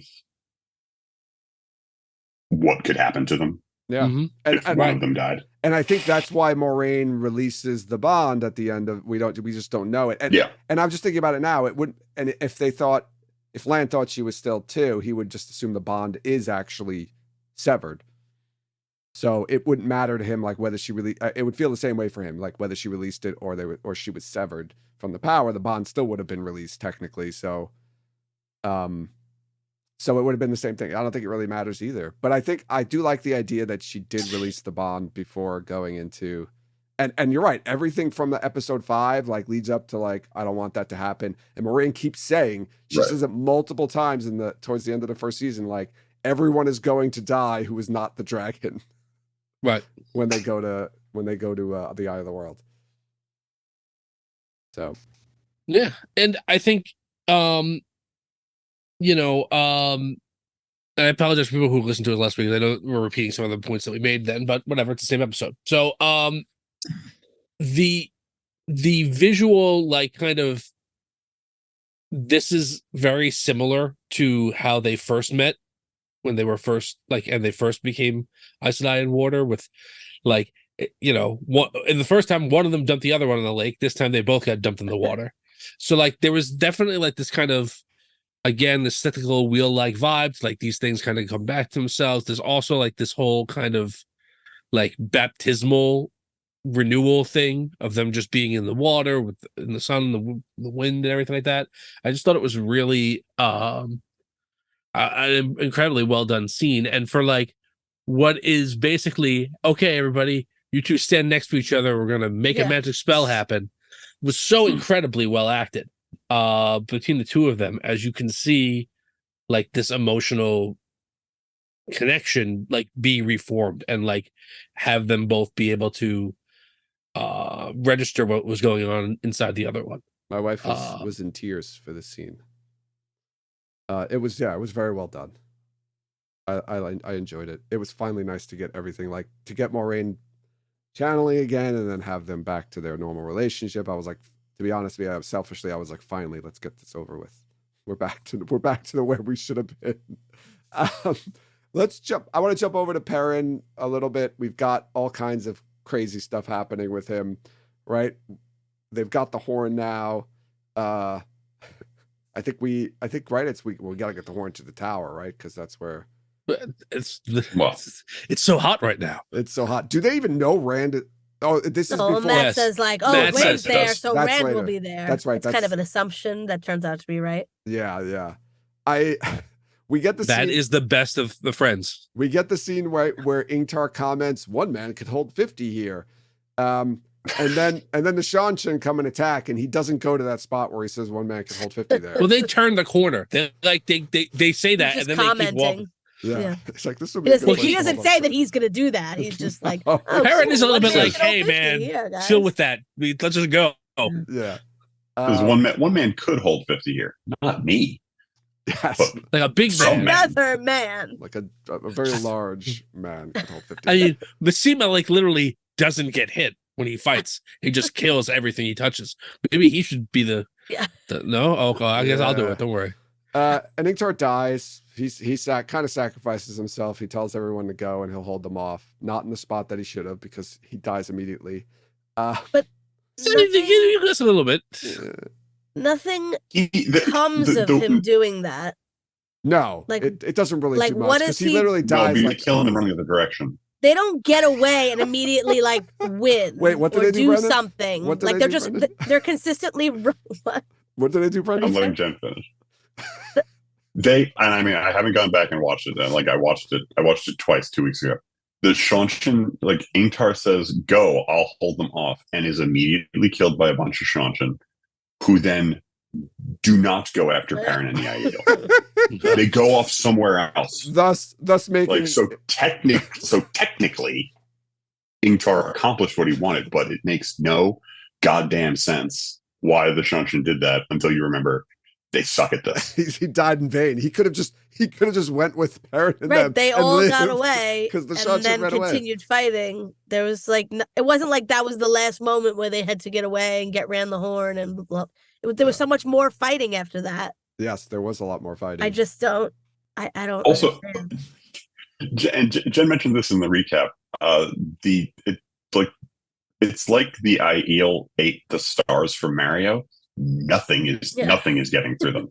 Like I don't know why they don't just stand behind those 3 sexy ninjas and go to the tower. and Massimo. Because they're just cutting through everybody. It's Yeah. And the only person who gets stabbed is Ingtar. Because Basima, he just the throws Aiel, himself at them. Loyal isn't even fighting, but he's okay. How many Shanshin were there too? Like I don't even know the Shanshin even outnumbered them at that point. Like He did okay. Everyone was fighting. It wasn't like Ingtar fought and everyone ran. Like they were still there. No, yeah. They were fighting. Like, Massimo why was didn't still they fighting. go? The Aiel was shooting arrows, and then They Ingtar's should've just left. like, I'll hold them off. You go. But they don't go. And They everyone- do. and They then run. They immediately do? run. As soon as They they go, immediately and no Ingtar one dies. chases them. And they Ingtar stabbed dies. like 3 spears into him. Yes, and then Okay, I didn't even know if they went. and they don't follow. Whatever. So they don't see Ingtar die? Mm. I feel like Perrin No. sees him die. No, Perrin sees him fight, and then they go run. They make a quick left up like an alley or whatever. Yeah, I don't think anybody sees him. Perrin sees him jump and do the for the light and Shinoa, and Yeah. then like Okay. And they're all like, "No, don't do that. You're gonna die." They know he's gonna die, though. yeah. There's like 20 guards there. Yeah. I mean, He kills like stays 4 of behind them. to die. Yeah. Yeah, y'all are like, okay, you don't really have to It's do like that. we could have Like, killed we're them good. all. We're good here. We can just kill all of them. No, you don't want us to? Okay, we'll leave. All right, let's Why? dumb wetlanders. Save your arrows for later. Yeah, I don't Probably know. foolish wetlander is what they were mumbling under their breath. Yeah, they were like, So Perrin and Matt meet up. Yay! that was Very- hand Yes. Yeah, I like that. That was nice. It was nice to Very see good. them back together again. Matt needs some friends to Yeah. be with. Yeah. Um, I appreciate that he immediately makes fun of Rand's haircut. yes. Best friends. And then Yeah. uses his newfound magical dagger. Well, not newfound magical dagger, but his newfound Old weapon found. with the magical dagger. on Newfound the magical spear. spear to open up the horn. Yeah, that's cool.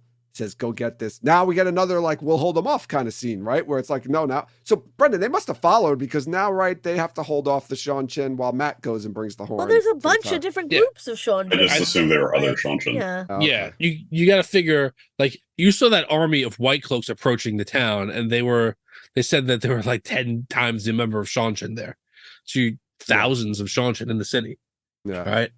Like, and it does just look like the Shanshin soldiers are just patrolling the streets trying to find people to kill. So Yeah. Before Matt blows the horn, though, something pivotal happens, and this is a wild prediction that Jen made that was actually right. Dane shows up, and him and Perrin kind of is like, "Hey, what are you doing here? Hey, what are you doing here? Hey, we're killing Shanshin. We're both kind of fighting on the same side here." Valda shows up and is like, "Oh, fucking Perrin, I'm gonna kill him." Before Valda shows up, though, the White Cloaks, parents fighting White Cloaks. Like the White It's like Cloaks he's just back to back with Dane Is he- fighting Sean, and then like he turns around and then he's fighting White Cloaks Oh, like is he? down the next. yeah, Oh, White it's Cloak. weird. Like he goes I into don't a know. room. He goes into like a Yeah. building, and a White Cloak soldier attacks him. I don't know. Which Whatever. which is Well, I kinda mean, weird. Perrin's just they don't know who Perrin is. Perrin's I not know, wearing I Perrin's know. not wearing a uniform from either side. He's just some guy. I guess They it's not a White Cloak. They so could also recognize Yeah. him, though. They could recognize Perrin from That's true, the first too. season, maybe. And that's then why as they soon as attacked he's him. down, Valda takes his moment. Yes. Amazing. I Just love a, it. just I love an it. incredible villain. I love him so much. He's the fucking worst. Unfortunately, Hopper Oh. comes and bites his ass. No, bites his other good No. arm. So Bites now he his has other neither good- arm. Neither arm. Your arm's works. off. I'm So it's just a flesh He's wound. gonna, dying. he's gonna be doing the Bernie in season 3. My hope, what I am most looking forward to in season 3, is Valda showing up 6 months later with both arms in slings. What am I Just- thinking of where somebody just has like a full upper body cast? It's a movie. That's in a Is lot it- of TV shows and stuff. That's a couple. I can't think I of don't any off the know. top of my head, but yeah. Oh, is it? Oh God, I'm gonna think of it later. Are you thinking of Dan Cortez and Seinfeld in the No, Step no. off, the Halo George. and the Step Oh, Off, that's like on the George? tip of my tongue. I can't Valda's think just of like, it. step off, Perrin. Step Off. But Yeesh. Hopper comes and saves What Perrin. is it? And then Bornhole's just like, oh, there's a dog here. Let me axe it to death without. I think he's hesitation. like, Thought of hey, it, a I wolf, thought of it. a wolf is attacking one of my yes, fellow children. and Sorry, Jane. without a I'm thought. sorry. Wait, let me just say it. Okay. Is it my cousin Vinny? Or is that Yeah, just like? yeah. Like, And he's like, did you, did you fall? Did you fall in Oh. front of your house? Or somebody Your else? place is someone else's. My place. Okay, I'm sorry. I had to get that out. All right. Uh, Where were we? so Bornhold kills Hopper. As he should when there's a wolf Yes. attacking Yeah, one of his right. fellow No. soldiers. Probably rabid. Perrin, you know. a little bit of a unequal reaction than maybe most people would think should happen. And I mean, then- it's an exactly equal reaction. well, no, let's not let's not equate people with animals. I don't think we should do that here. Although some Well, people he's might not really wanna. an animal. Well, I mean, he is. But He's they an have, like, animal. They have an emotional, mental connection. Like, I don't. I have an We've been emotional joking. mental We've been connection joking on with this my show. cat. Like, no, it's Like- not the same thing as you and your cat. right. You have Joe. no idea Oh, what me and my cat have between us, Jen. You a cat brother? like Hopper isn't a magical wolf. Perrin is a magical person, right? Like Hopper is just, I think, Well, they have innate magic. yes, that It's wolves not are like magical. He's a special right? wolf. Wha- All wolves are magical. Right. What I think though is That's a Sorry. twist. I didn't know that. I didn't realize that. Yeah, They all I can think so. I think communicate. so. I mean, it's not clear, but Bar- that's how I took Okay. it. Bornhold kills a wolf I that's don't know. attacking. Because one like of all the wolves, sorry, his, yeah, Bornhold kills a wolf, an animal that's attacking one of his men, and Perrin kills the man pretty Yes. viciously too. Well, what's he gonna do? Hey, that was my friend. Yeah, Like in the man. middle of the wolf. Like, no, Yeah, man. kill him. Chill Also, out. Perrin has like he goes into a Wolverine berserker rage. Yes. Like, it's right. not- But it doesn't really. He's it's not like he a walks. wolf. It's not Perrin does I have to apparently murder. Murder someone in the gut with an He axe. walks into Jeffrey Bornholz and taps him on the shoulder and says, "Excuse me, sir." Yeah. So he's All right. out of his mind. Wait a sec. Take that back, Brendan. You chopped up. Did Tom Freeze? Oh, I froze. So give yourself. back. Let's give I yourself. don't remember what I did. Say Dragon Reborn when you can hear us. Dragon Reborn. All right, you're back. Okay. Yeah, You didn't. Perrin's in a berserker rage. He isn't. Yeah, like he's not.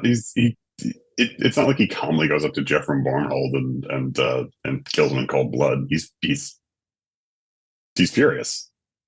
I do want to. I do. I'm sorry. Go ahead.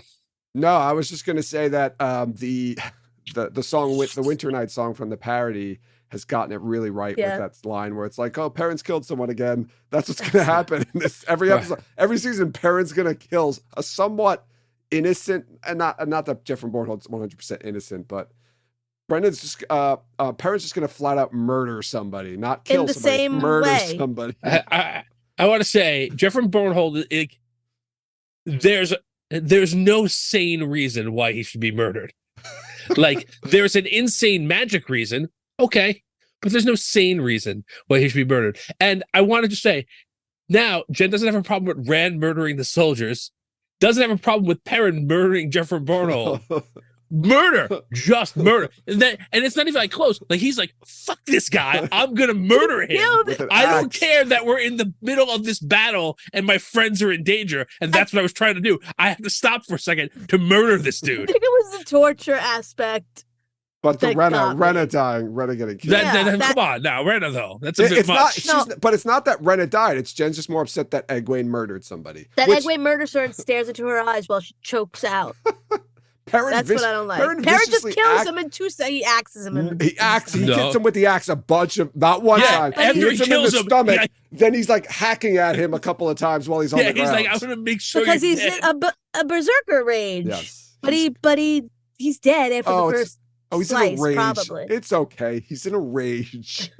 He, He's in a magically influenced. if He is, somebody he killed is. Nynaeve and then Egwene turned around and killed the person instantly, I wouldn't feel the same. It's That would have been okay to me. I'm not. I'm sorry. I'm just people. saying that's like Yeah, the I'm not trying equivalent. to say I don't like Hopper, but like from an outsider perspective, From an it's a outside from an wolf. outside perspective, It's a fine. wolf But yes. and a in Like- person. I'm in this. Like, side. Elias is the only person on Earth who could be like, well, yes, it makes total sense. You don't understand. Like Everybody Jen, has to be like, so is your pet. He killed your pet and you murdered him. like like, if you were getting attacked by a wolf, Jen, and then Dan came and axed the wolf, killed it, and like Tom was like, "Hey, that's my wolf friend," and killed Dan because of that. That would be Right. definitely inappropriate. No, but yes, that's why Dane is not understanding what just happened. And Dane Tim But, is but we do.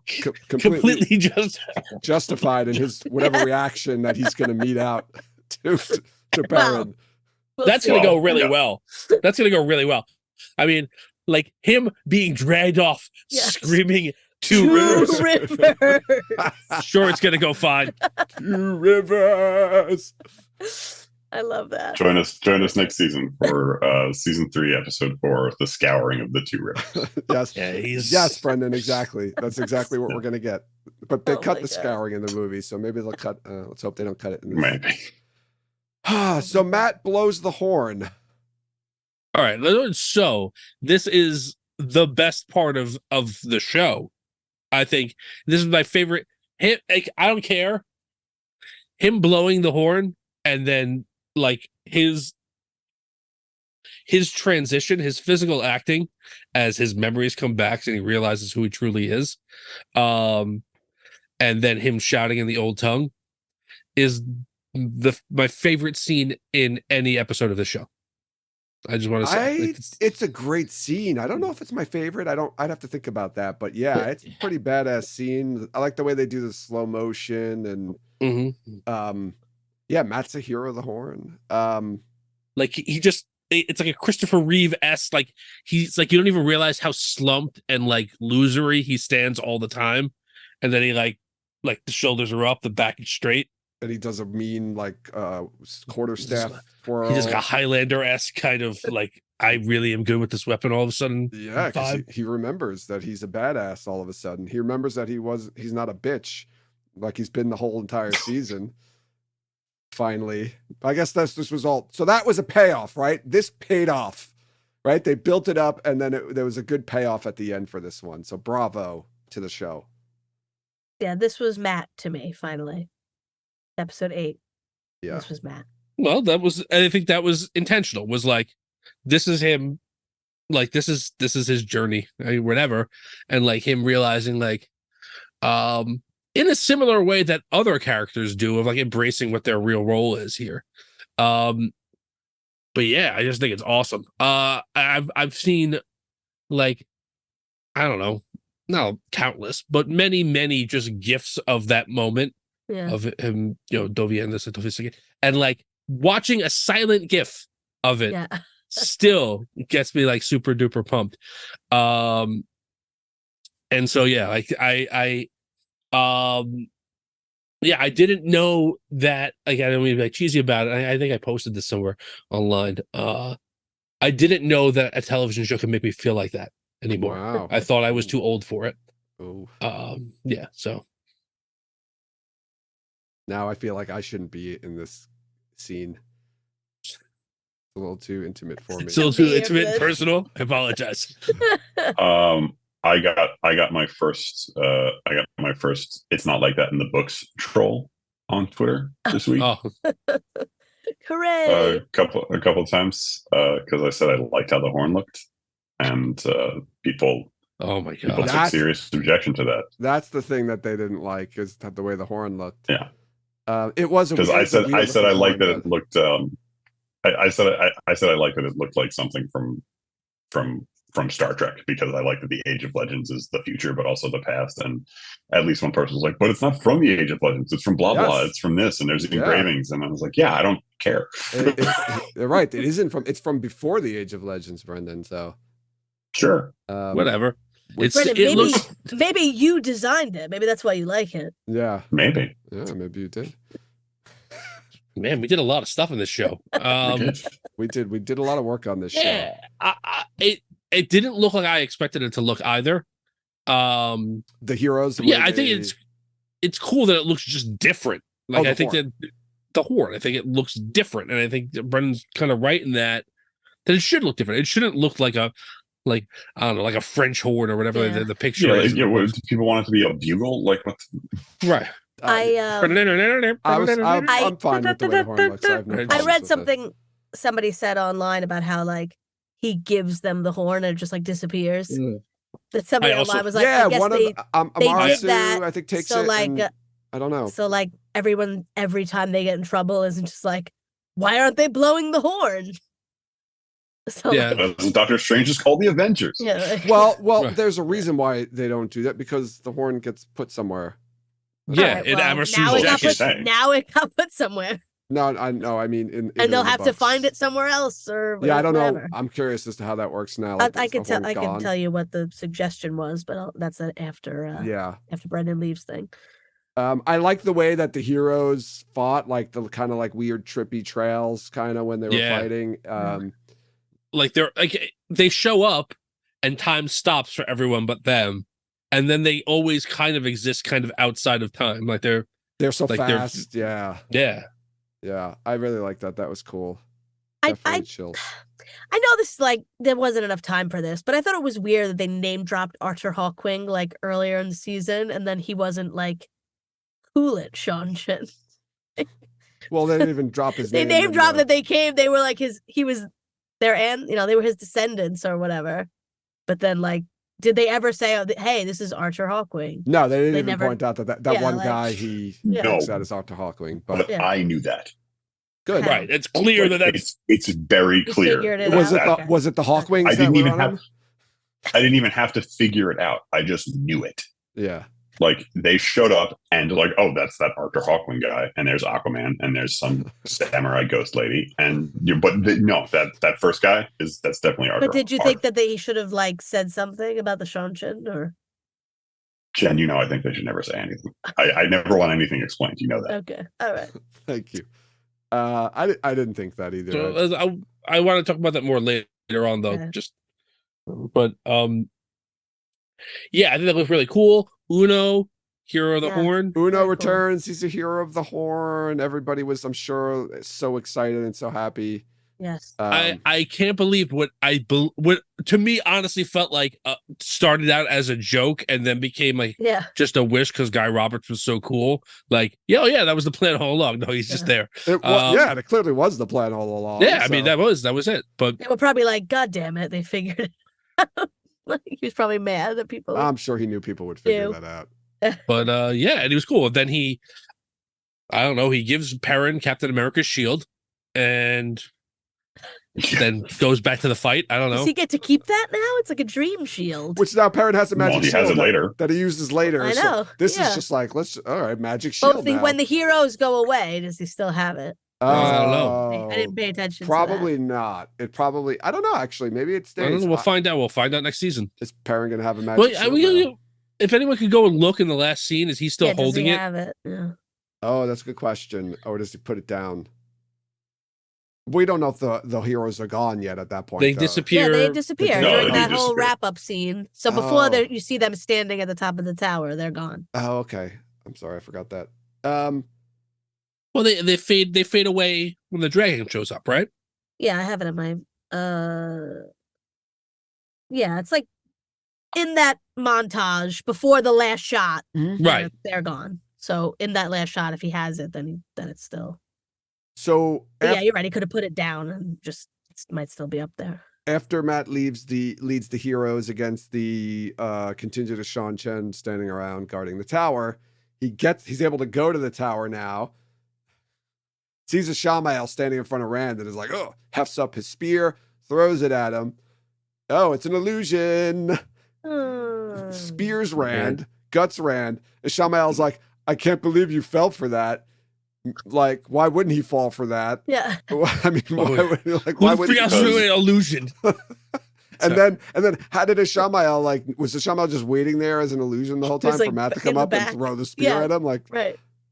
I don't know. Well, he knew that was going to happen. That's what I mean. Like, Well, I mean, it's that didn't happen in the way it happened in Min's vision was different. Yeah, I don't but he know. knew that, like, I think he was. I think it was just like, okay, I'm gonna vamp until he shows up.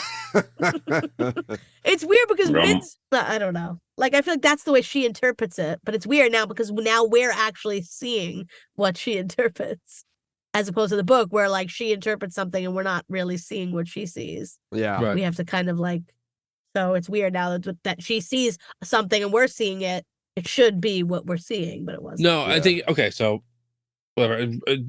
Rafe has said this in a couple of interviews afterwards. He's like, when Min knows what a vision means, she knows.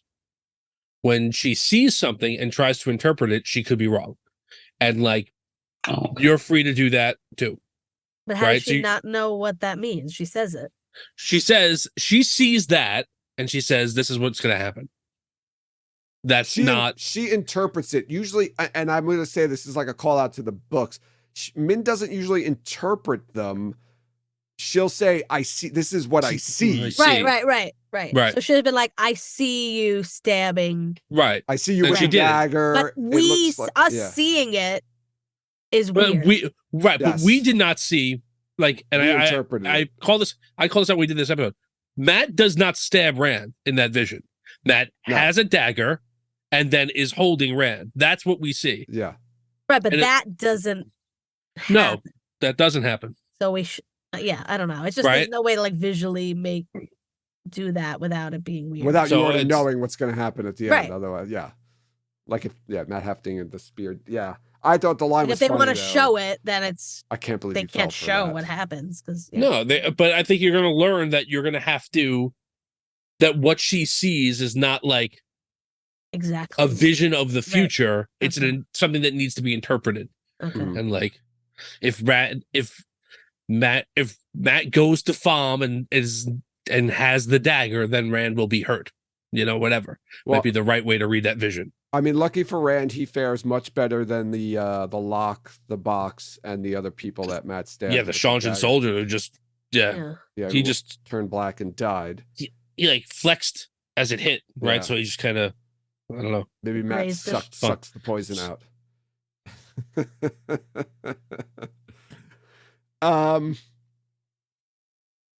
You Yeah. know what?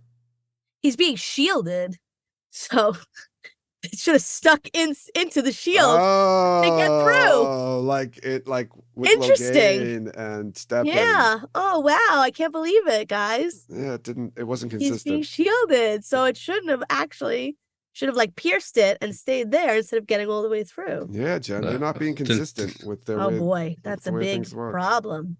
No continuity, No. people. Oh man, dropping down in points. No. And then, Egwene's like, well, I'm going to hold off of Shamael. So that Okay. happens. Yeah. Well, Yeah. She does it for a She's little got while. like murder adrenaline running through her now. Yeah, like like like my psychopath my baby's adrenaline. in danger type adrenaline, where you can lift My cars. baby's making eyes at somebody behind my back while I'm literally holding up a Forsaken for him. I'll save you, man. Who are They you? broke up. She broke up with him. He said my She broke baby. up with him. I'm pretty sure She when you broke say up with him when in you the first episode. I think She broke up with him. Well, if that Yes. wasn't Jen, if that wasn't enough for you, when Rand tells Moraine to tell everybody that he's dead, I think that's a breakup. I think that counts as being broken up. You know what else counts as being broken up? They broke up in the first episode. No, Yeah. and then they consistently were together. Look, Oh, they're I so don't know. happy to I don't see know. each Look, I don't other. know. It was but Blah blah like if blah. Ross They and have sex Rachel. again. Be my If you- warder. Blah blah blah. if you've never had sex with an ex, then okay, Sex but with an ex. that's something that happens. I know, but they're not. They broke up. They're She dumped broken him. up. She dumped him for her job. They are Yeah, for her 1000% broken up. She's- Okay, but do you think that she feels that way? Yes. That you Yes, think it's gonna be Yes. cool? she's the one who No, did it. so she's gonna be like, "Oh, I'm so happy that my new best friend and my ex-boyfriend like each other now." Yeah, she is going to be happy about that. I think. She probably will because finally he'll stop moping. Yes. But like, It'll be closure, and she's going to be happy for him and for Elaine, and they'll make beautiful babies together. Okay. I mean, look. Of course, she's not going to be happy about it because it's a TV show. But she should be happy about it. I just don't like the way they did this. It's it's bothering clear. me. Bothering me. Really? What I don't like about that scene is that it's not Nynaeve who is the healer that heals him.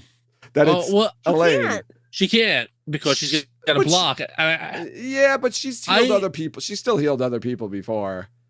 Yeah, but I think I hear what you're saying, and I don't disagree.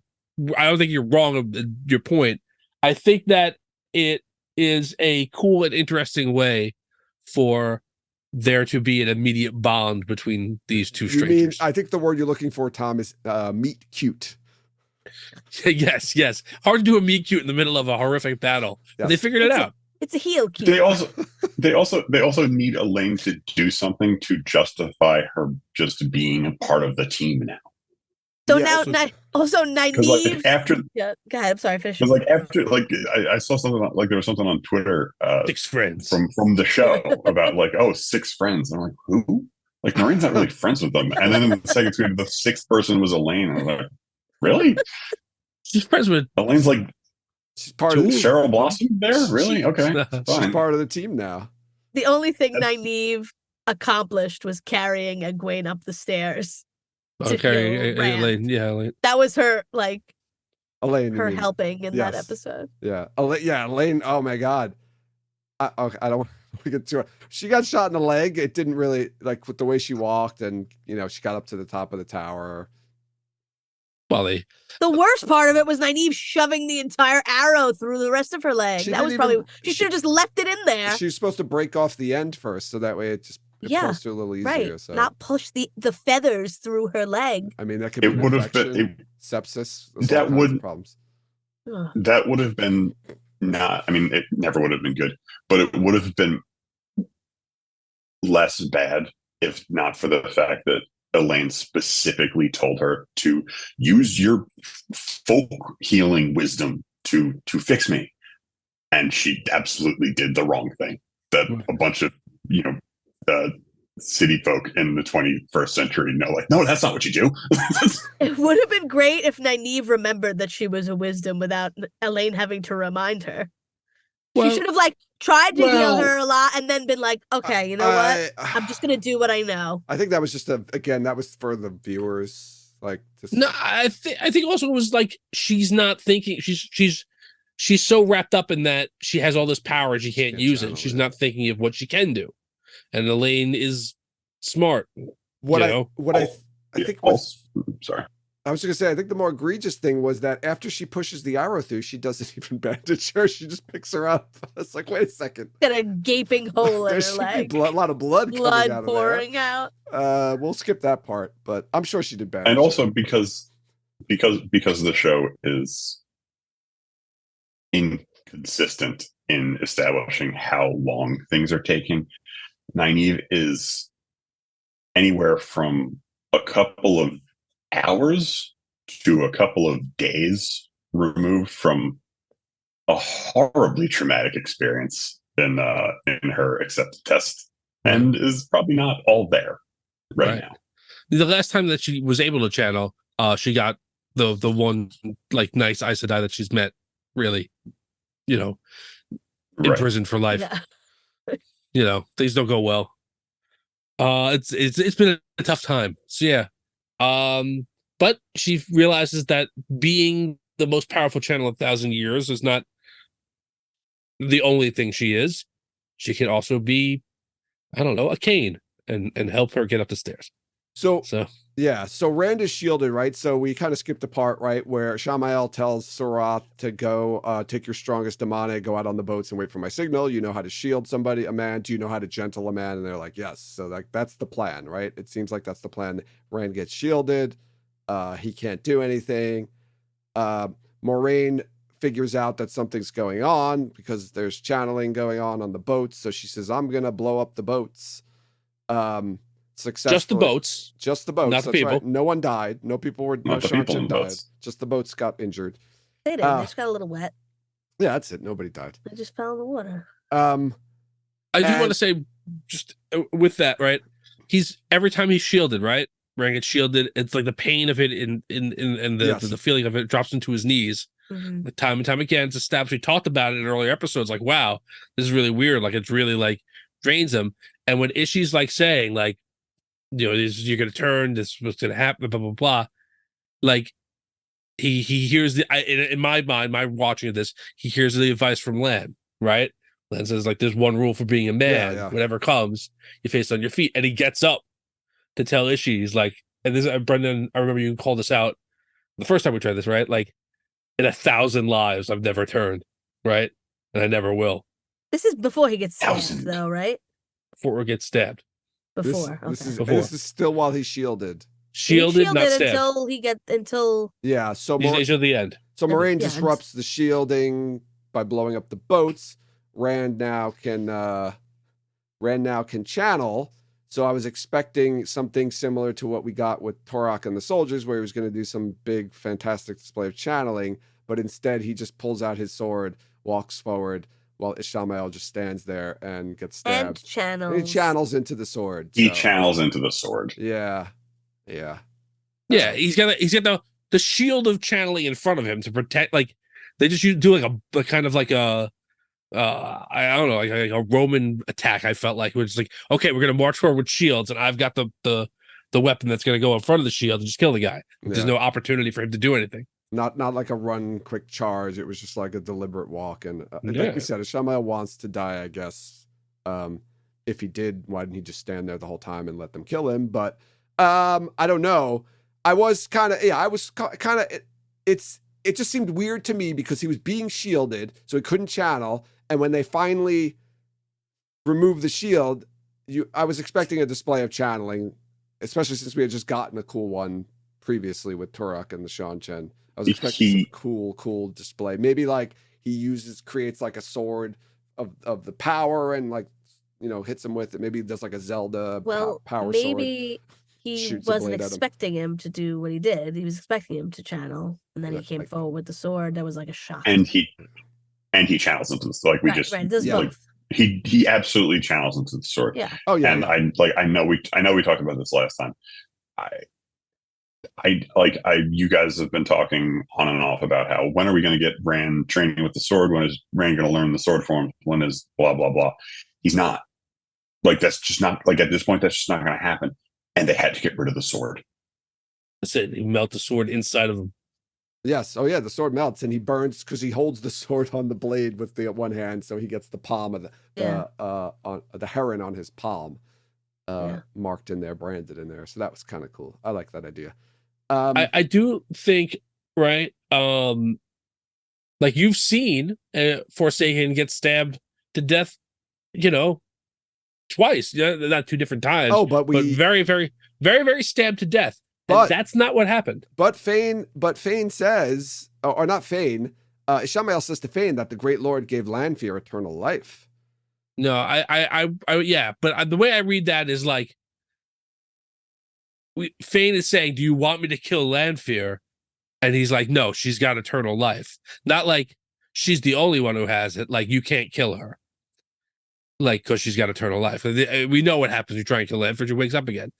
I think that whatever Rand did, whatever channeling he did, like seemed to counteract that, because he doesn't just die; he like turns to dust and disappears into the wind. I don't think And he's- Ishamael wants eternal life, though. No, but he gets it. Well, Like he doesn't. He doesn't say like, "Meh." it's a bum deal And then, for him. Sorry. And it seems like, I mean, Ishamael, when he's dying, he says something through the effect of like, he's like looking off into Yeah. the sky, and he says like, it's beautiful. And Rand asks, what do you see? And Ishamael says nothing. Yeah. Because Ishamael's done. He's he gets what he wanted Right. in the end. For now. It seems like Rand kind of like cuts him out of the wheel or whatever it is. I don't know if I Yeah, get like that. cuts his thread from the pattern, or cuts his connection to the to the Dark One or something like that. I didn't get that, but I don't know what Rand does other than like makes the sword hot, but like he's channeling something into that sword. Oh, that's so hot. He finally got Luz to kill him, which is what he wanted That's been the 2,000 secret. years ago. That's been the secret. Right? That's been the secret the whole time. You heat the sword. That's what you do. Just hand it up. Luz finally killed him, which is what he wanted. Yeah. So Moraine creates a magical illusionary dragon. Yes. The people rejoice. Yes, they do. Lanfear is pleased. We forgot to talk a little bit about, right? We see Bail Doman makes an appearance. Yeah. He's looting. He's looting while antiquing. He's antiquing. Oh, he's antiquing while the city's under attack. Please. The only block where there's no Shanshan, by the way. We learned very that quiet, very nice quiet block that he finds. Yeah, we learned that piece of Quendiar that Beldoman had in the beginning of the episode was given to him by Lanfear. So he didn't just find it; she gave it to him, and she wants him to take all of the seals that are left that Ishamael has in his room, because he just travels with those seals everywhere he goes. Which apparently are the seals for the additional 6 Forsaken that we're going to meet in the show potentially. She says, I want you to throw them in the ocean. But apparently Ishamael was one step ahead of her, because when Lanfear goes back to the room to go collect them, to give them to Bail Doman, they are all broken.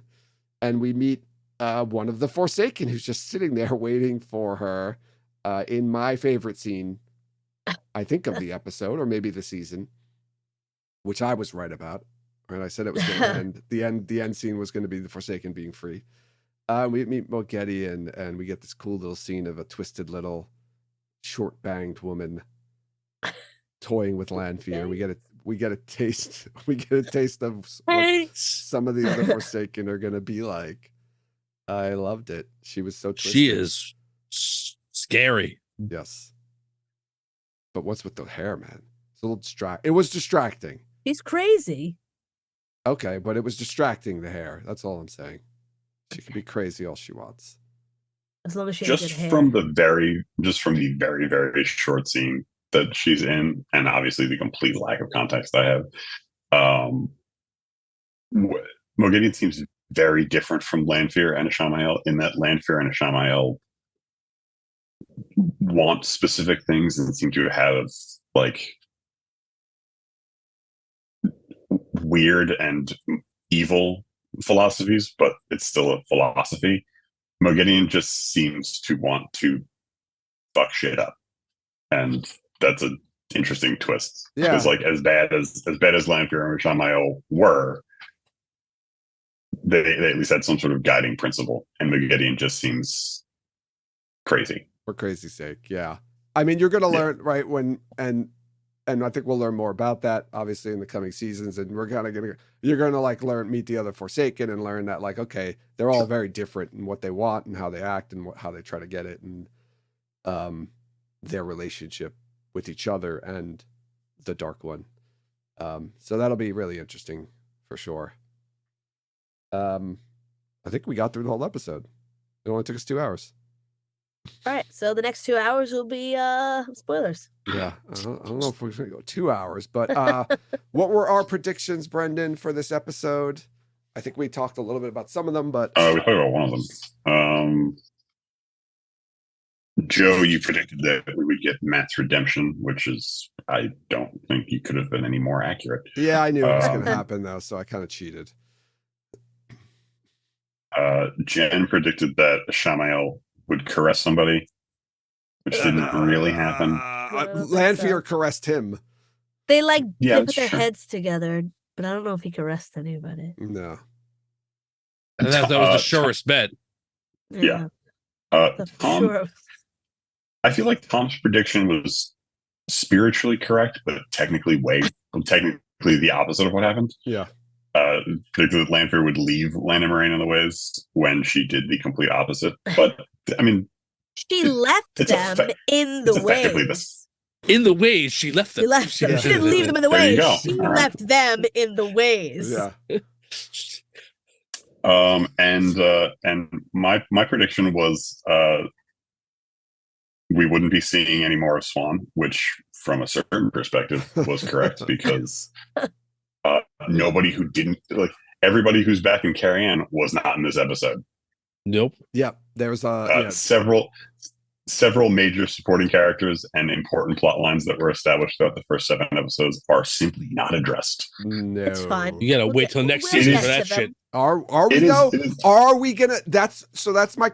So what? Like what? Are those storylines gonna be Name addressed? a storyline. Go ahead, Brandon. Like you want the Varen and Alana and Swan and all of Yeah, them. like what's going on with Leandrin? Leandrin as well. Yeah. Just Doesn't being matter. straight up evil now. It'll happen next What's season. going on with? My concern is that they don't address understand. them. I understand it'll happen next season, Jen. But again, there were 8 episodes in this season, and 7 of them devoted like half their run times to all this other shit. And I get why it wasn't addressed in the 8th episode, but it's still kind of annoying. I agree. I mean, like the Swan, 7th episode did not imply that they would not be addressed in the 8th episode. I think if you had right, Yeah. I think I feel like though the Swan story, like I feel like that's where it should have ended, right? I feel like we got closure at least. Like there was a little bit of closure there with the Swan storyline, right? Moraine and Swan When the Swan lays half dead on Swan the lays half dead on the where ground. no one knows where she is. Yeah, I think that's an appropriate closure for a season for a side story. I guess a rupture of that, like ending that at like their relationship is yes, perhaps irrevocably broken. Like it's a like Boromir has betrayed us kind of moment. You can say like, okay, that's we're gonna end it, and then you're gonna find out where it is next time. Yeah, Leandrin, however, like you, Brendan, they spent so much time in the first 6 to 7 episodes with Leandrin, and then there's no resolution whatsoever to or like any clue of like what's gonna happen next with her. It's just like, oh yeah, she's just done. Like we just stopped. Yeah, and I don't entirely agree that we got some closure on Swan because Swan is helpless and without allies in a city full of people. In a city full of at least. No, she's not there. At least Leandrin is actively working to betray the Aes Sedai. Yes. And as I've said, I'm convinced that literally everybody who came to Carrie Ann with Swan is a dark friend. And she's just laying there helpless, ready to get Julius Caesared, and we gotta wait 2 years. You want her stabbed so many. So I do. I kind of do. Oh. Was there not that I want it, but I want to be right.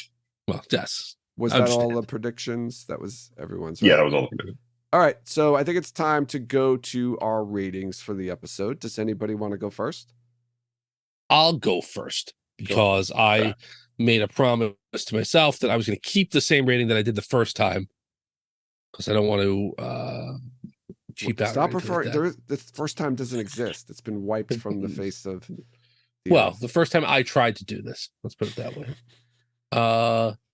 And so I rated it a 4.75. and I gave it that high of a score, in spite of some of the flaws that it may have structurally. Just because the emotional high points hit so well. They were such. I think the payoffs that this episode delivered to me in such a powerful way that I think it earned that score. So there you go. I thought the episode was a collection of cool things that happened. But I feel like the pacing was a bit of a problem. Like it was uneven and clunky a little bit. Like when the way they jumped around, like right with the Elaine and Nynaeve, they must have cut back to them 2 or 3 times when they were just lying there while Elaine was just lying there, and then nothing really happens in the scene. They just like say something and then they cut away from them, and it's like, okay, there was no point. And I'm still upset that there was no payoff for them, the 2 of them. They made this whole plan up, and then Elaine gets shot in the leg, and then that's it. Eventually they get up there and she heals Rand. But she meets Rand and heals him, and yeah, but I felt like that was a bit of a letdown. I would have liked to have seen them help Egwene escape from the collar. So I was a little upset about that. Matt's good payoff for Matt. Perrin's was exciting, a little, aside from him being a flat out murderer. So I liked a lot of the things that happened. The emotional scene between Lana and Moraine was really great. So, but yeah, again, it was like very clunky. I don't know. It was put together awkwardly for me. At least that's what I thought. So I'm gonna give it a 4. And I don't remember if that was the same. Well, score. now we've split the timeline, and there's no going back. Yeah, it was. I was gonna say, can I change my score? But now that Joe has, I guess I can too. Yes, you can.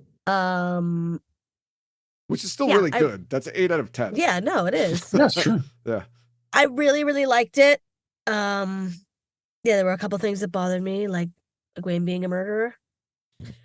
Not Perrin being a murderer, just Egwene. That's because you predicted Perrin to be a murderer. Perrin was already a murderer. That's true. That's true. That's true. I already made my. Perrin's been a murderer almost the whole time. True. But yeah, I thought it was really good. I liked it a lot, and I'm gonna give it a 4.75. Wow. Instead, Okay. I can't go to a 5. You could. I did. You did. In a past life, But but now not that I'm thinking anymore. about it, it's not a perfect episode of television. So I'll give it a 4, but it's almost perfect. Yeah, even if you'd liked all of the things they did with it, I still think it was like clunky and a little bit uneven the way it was paced and put together. Like, yeah, the Nynaeve Elaine part was weird, and some things I was just like, okay, sure. All right, Brendan, okay. your score. I'm sticking with a 4. I did really like it. There were a couple of things that really bothered me. The more I think about it, the more annoyed I am that we get nothing on the other characters' storylines. Mhm. But I get why they did it. I just wish they hadn't. If this is how they were going to end the season, I wish they hadn't focused so much on the other stuff in the lead up to it. Earlier, yeah. But yeah. But that's really a minor complaint. The rest of the episode is really good, even if it is clunky. And I completely agree with you, Joe. But it just doesn't bother me that much. Yeah, as evidenced by the fact that our scores are exactly the same. Yeah, I feel like there should have been like another episode in between, or like another part of an episode. Like I just feel like it was missing. There was stuff missing. Yeah, I do think, like 8 episodes are great. Like I thought this in the first, we thought this in the first season, but I think even more in this season. And when I don't know what they're doing for season 3, but like if they could get 9 or 10 episodes a season, I think it'll just help them fit like plot in that would. I mean, they have now established a narrative style of cut and here's 2 lines to explain what just happened. But like, it would be great if you had the time to show what side characters were doing and not just tell you what they did, or whatever. That's not going to happen. But I know, but it would be nice. I think they just need to use their time more wisely. I think there's really no choice. So, all right, Brendan, thank you so much for coming. Let's see if I can do this in one shot. Bye. Have a Bye. great night. Have a good night, guys. Let me fix the video. There we go. And we're back with our spoiler section of the episode. So if you have not read the books, please turn off the podcast. And Now go and stop. Hit stop. Go and read all the books and then come back and finish. See you in a year and a half. Yeah. See you in a couple of years. All right. So we'll try to go through this a little quickly since we've been talking already for over 2 hours about this. Oh boy. What do I have marked down here? So let's talk a little bit about Matt. I've got a few notes here about Matt. Okay. Is this the Ascenderi that we're going to have for the rest of the series? I got to tell you, I think so. There was an interview that Rafe did afterwards where he talked about something that he learned. I think he said from the showrunners of Game of Thrones, but don't hold me to that.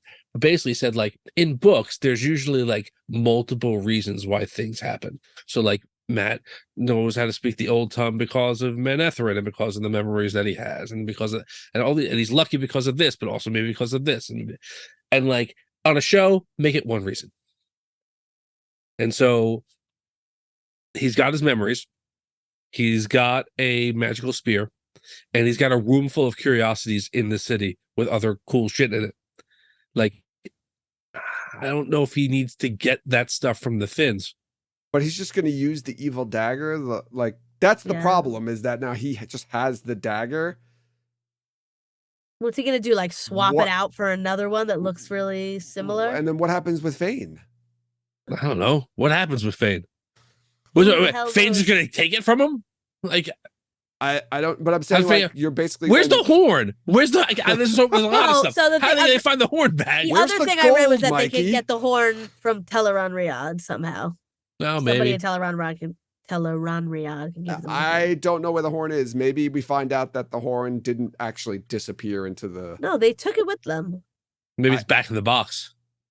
Maybe the box is closed. But the box can never be closed again. No, it's repaired. They repaired it. I don't know. Okay. If this is his Ascenderi, and the fact that it's the dagger and he just carries the dagger around with him for the rest of the show, and then I think that's I don't insane. like it, but okay. From a non-book reader point of view. Oh, okay. So in the second season, he builds himself a magical spear. Then he loses that and goes somewhere else and gets another magical spear that does exactly the same shit. That's what you're gonna do? I'd rather that. But like he just tied it on with his hands. You'd rather that. That's right. I would. But I don't know about people who haven't read the books will be like, well, what the fuck was that? Just let him have the one he already had. It's just like, what if the heroes were just like, take this one, it's better. Yeah, they're just giving weapons out left and right. Yeah, right. So I would be fine with that. Anything but him carrying the dagger around on a stick for the rest of the show. Look, man. And then you're basically saying then Padan Fane is not a character anymore in the show. Is Padan Fane going to go to the Two Rivers? Who knows? Why would he at this point? Is the dagger what's really necessary to make Padan Fane? Or is he going to hunt Fane, though? Or is he going to be hunting Matt to get the dagger back? Maybe. I don't know. Like Padan Fane's not really the same person that he is in the book. Well, we talked about this. Honestly, we talked about this before the show even came out. Like the likelihood that they were going to sacrifice Padan Fane's stuff in this season to build up issue because he's not going to be in the show anymore. At least not like that. And you need to establish him as like a main character. So like Padan Fane didn't really do anything here. I don't know. I like how. Go ahead. I'm sorry. No, I was going to move on to something else, but move on. Okay, I was just going to say I like how Lanfear's plan to have Bail Doman drop the seals in the ocean is the same plan that the girls have with the domination bands. Except he'd be like chucking them. They're like 1,000 pounds each. Yeah, I guess he has a crew that can help with that. I don't know. Yeah, I like that. I was like, oh, they just pulled that from the book. So I wonder if that's something that's not going to happen, or at least that scene wouldn't happen. But that doesn't mean that domination bands. I can't see them cutting those. That's such a. I think you just cut the the fact that he tries to get rid of them and then gets captured by the Johnson instead. Yeah, and Tanchico. I wonder if he goes, if they do Tanchico, I wonder if he's going to be there. Yeah, I think I think if he's just in the first scene, it's like, oh, it's a cool like cameo for book fans, you know? But they brought him back here Mhm. at the end. Like, he's going to be on the show. Like, What and I if think, what if he's waiting there? Lanfear never comes, obviously, or whatever, and then he takes the girls to Tenchico I think that's what could happen is like at the beginning immediately. of season 3. Yeah, immediately they go from Valm to Tanchico if Yeah. that's where they're going to be going next season. Mhm. Like they just take, Like, why? they catch the boat. well, I think They have to figure out Why are they like- going to Tanchico? I don't think Yeah. I don't think it's immediate. I think they're going to be there for a while, like as if it were the Stone Tier, and then eventually, instead of going back to the tower, they're going to have a reason to go. like Yeah. an episode. I think what's maybe. going to happen is that they're going to get word that a bunch of Aes Sedai, left the tower and stole a bunch of Tirangriel and murdered some people. And it's going to be like, oh, the Black Aj are out there. And I don't know, maybe Moraine says you're going to have to go, and they, You know what? they now find I'm like- clues that lead to Tanchico, which is what Lanfear does, right? Lanfear leaves clues for them, right? To go to Tanchico.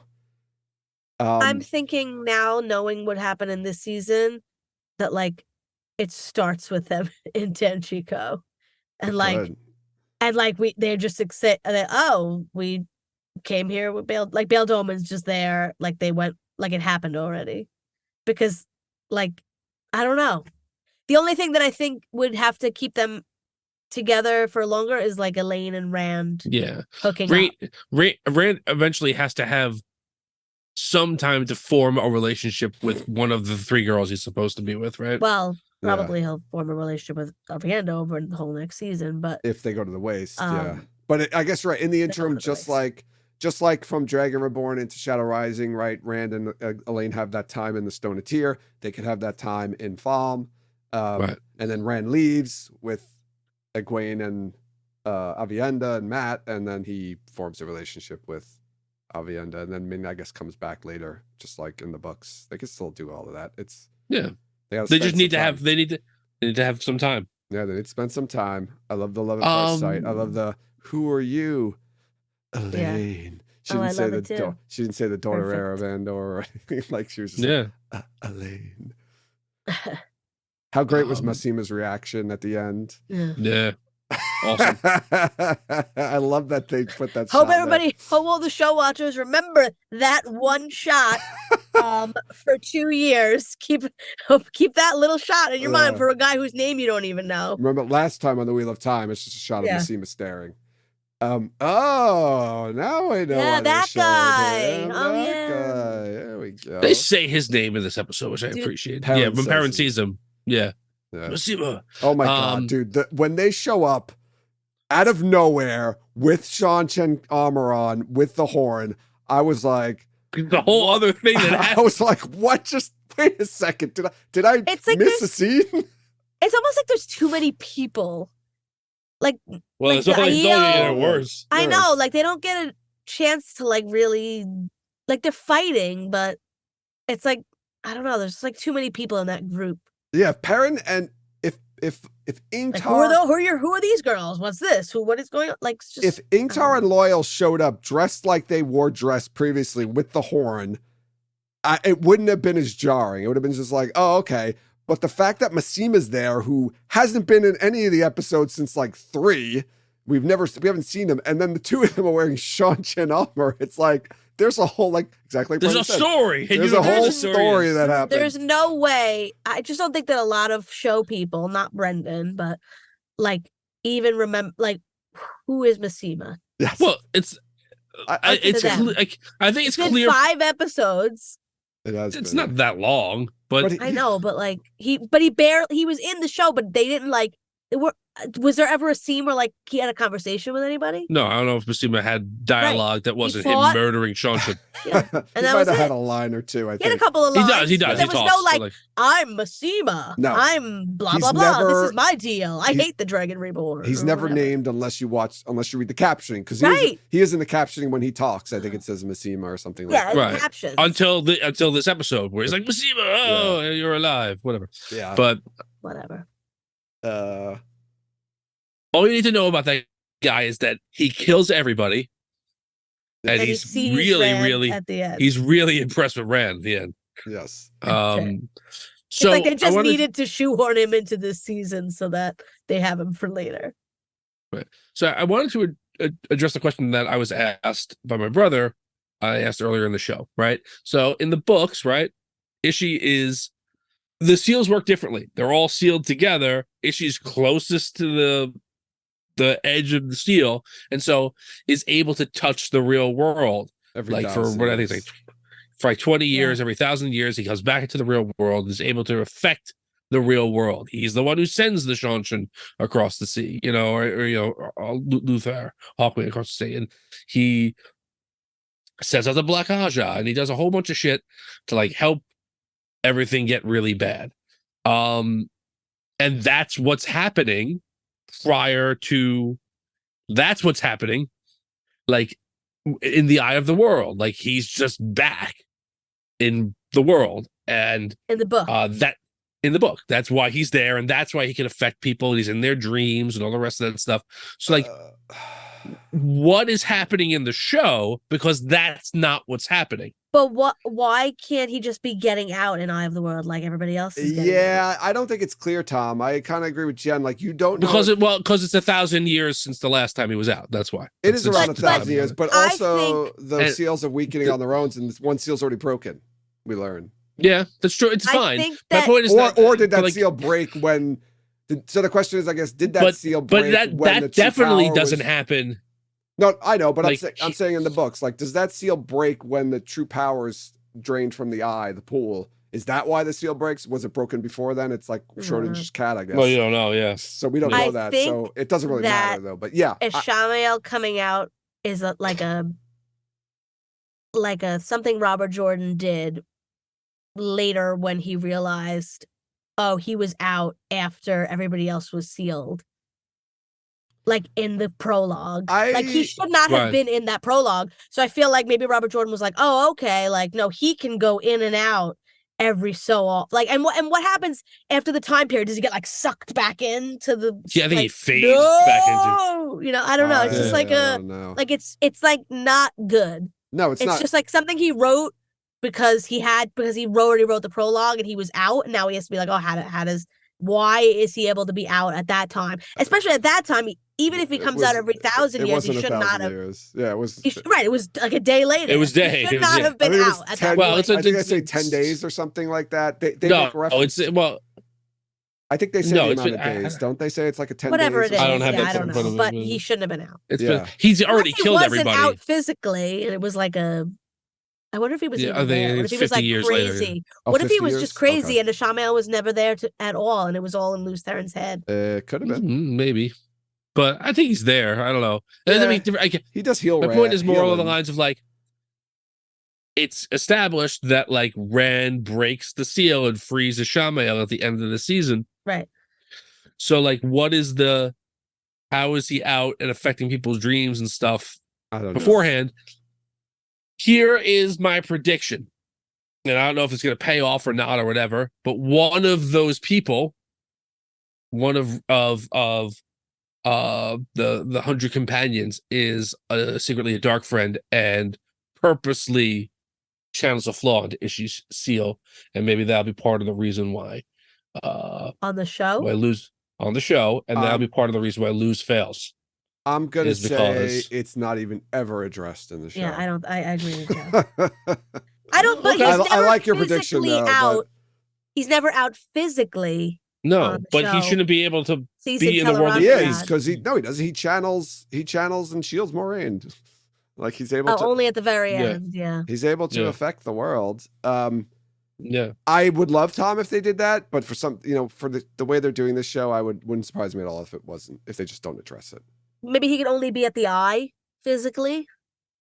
Maybe. Yeah, if it's like the dark one, if it's like because they think that it's the Dark One's prison in the show, so technically, like the Dark One's prison, it's like the fabric between the worlds is thin there. So, but how did he? When he came out, was he like covered in blood and naked, like the way everybody else was? I don't. No, like he's well, you don't know what he looks like when he comes out. I know. She Mogedion looks pretty put together. Did she clean herself off? Yeah, I Or, think he had like a bunch of like 6 bloody people in his room, and they all went like fluffed up.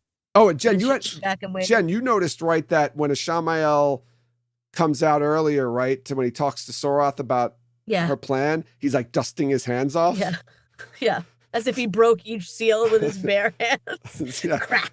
Well, at least that he was Or in the just room pushed when they them over, broke. and the whole room filled up with dust. Yes, I Yeah, love he was that. actually just doing some uneven bars. yeah.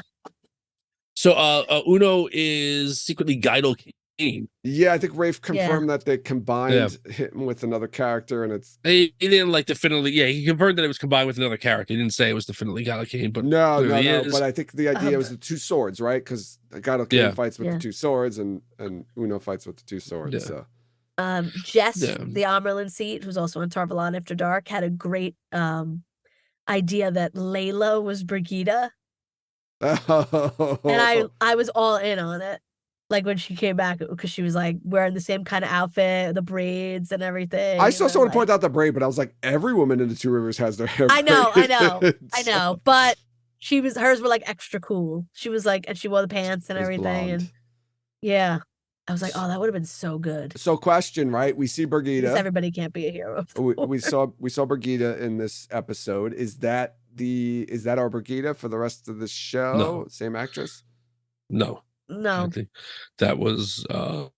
I think when Brigida is a character, they will like cast next her year. She would be a character Next next season. season, likely. if next they're going season, to probably if next they season. do- Yeah. If they do Tanchico, right? So what were they just like? Hope nobody looks at her.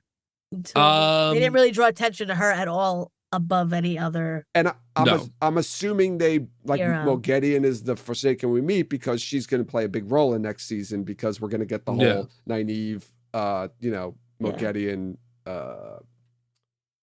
What's it called? I can't think of the word. The storyline between the two of them. Yeah, but I think the two of them being like arch nemesis. Yeah. So I think that's why we got Mogedion. Very different from the Mogedion in the books. At least she's appearing. yeah, so.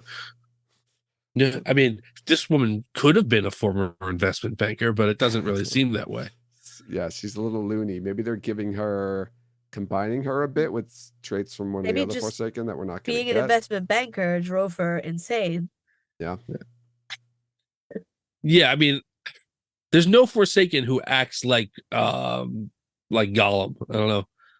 We did get a mention in the cold open of Samael, so maybe we also get Samael next season. Maybe those are our Hope hints so. that these are who we're going to meet next Well, season. everybody's out, so But they haven't been. The only ones who've been named are Mogedion, Grendel, Samael, and did they mention Semiraj? no. What does she say? Grendel, she says Mogedion, and the boys. Okay, and then But Samael's then they mentioned mentioned this. Samael. So right. So I think, Asmodean, Demandred, and Reveille. one other. Nah, probably I would guess Semiraj. Semiraj or Masana or combine them somehow. and I think Semisana. We are getting Camelin though. yeah, we're getting Elida and Yeah. Camelin. I think we're going to get. I think we're going to get Asmodean. I think he's not going to be mentioned because they don't want to. That's going to be like a big reveal at the end of the season, right? That this one person is Asmodean. Yeah. But I don't think they're going to give any hints to it. Like they're just going to keep it totally secret, like not even clue. Maybe like put some really subtle clues in there. And then you're going to find They out, have to like at one point explain like, who Asmodean these are the names of the Forsaken, So that you can't be like, I am Asmodean, and you go, who the fuck is Asmodean? Like you have to be like, oh shit, that's one of the Forsaken. To be honest, I would put past the show to do something like that, though. They've been very good so far in like prepping. Like they gave you that sign that Mogedion was crazy like halfway through the season. Yeah. Yeah. Right. Yeah, they did. You're right. They did prep us. So, I mean, yeah, they could give us one of those, something like a throwaway line sometime during the season. Maybe there's just a little Forsaken learning class. Like you don't have to be like, and he played a harp, and then they cut to just in the top. Like you don't have to be like that level, but just like, Wait, there's so another it's- one. So it's Ashamael, Lanfear. Oh, there's 8. Ashamael, Lanfear, Mogedion, Grendel, Samael. Those are the only ones that were named, right? Yes. Yeah. We have 3 more. We So you know think Asmodeus, Asmodeus. we saw the statue with the guitar.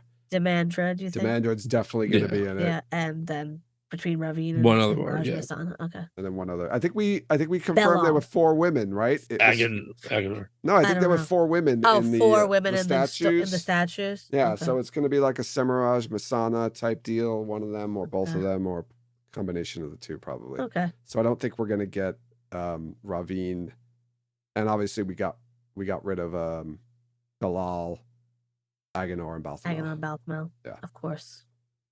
And I good. hope somebody else gets killed by a green man. So if we get no Ravine, we're likely not getting a Morghese storyline at all, which is But then why are we going to be in Caneland with Elida if Morghese is not even Just gonna be for on the show? Elida, like, Just for and for Elida, the and for Galad, and presumably Galad. Gowan. Yeah. But you're not going to see Morghese? She'll be there, but she's not going to be it's hey, that's Morghese. You're going to meet her, and that's it. She's not going to play any role really.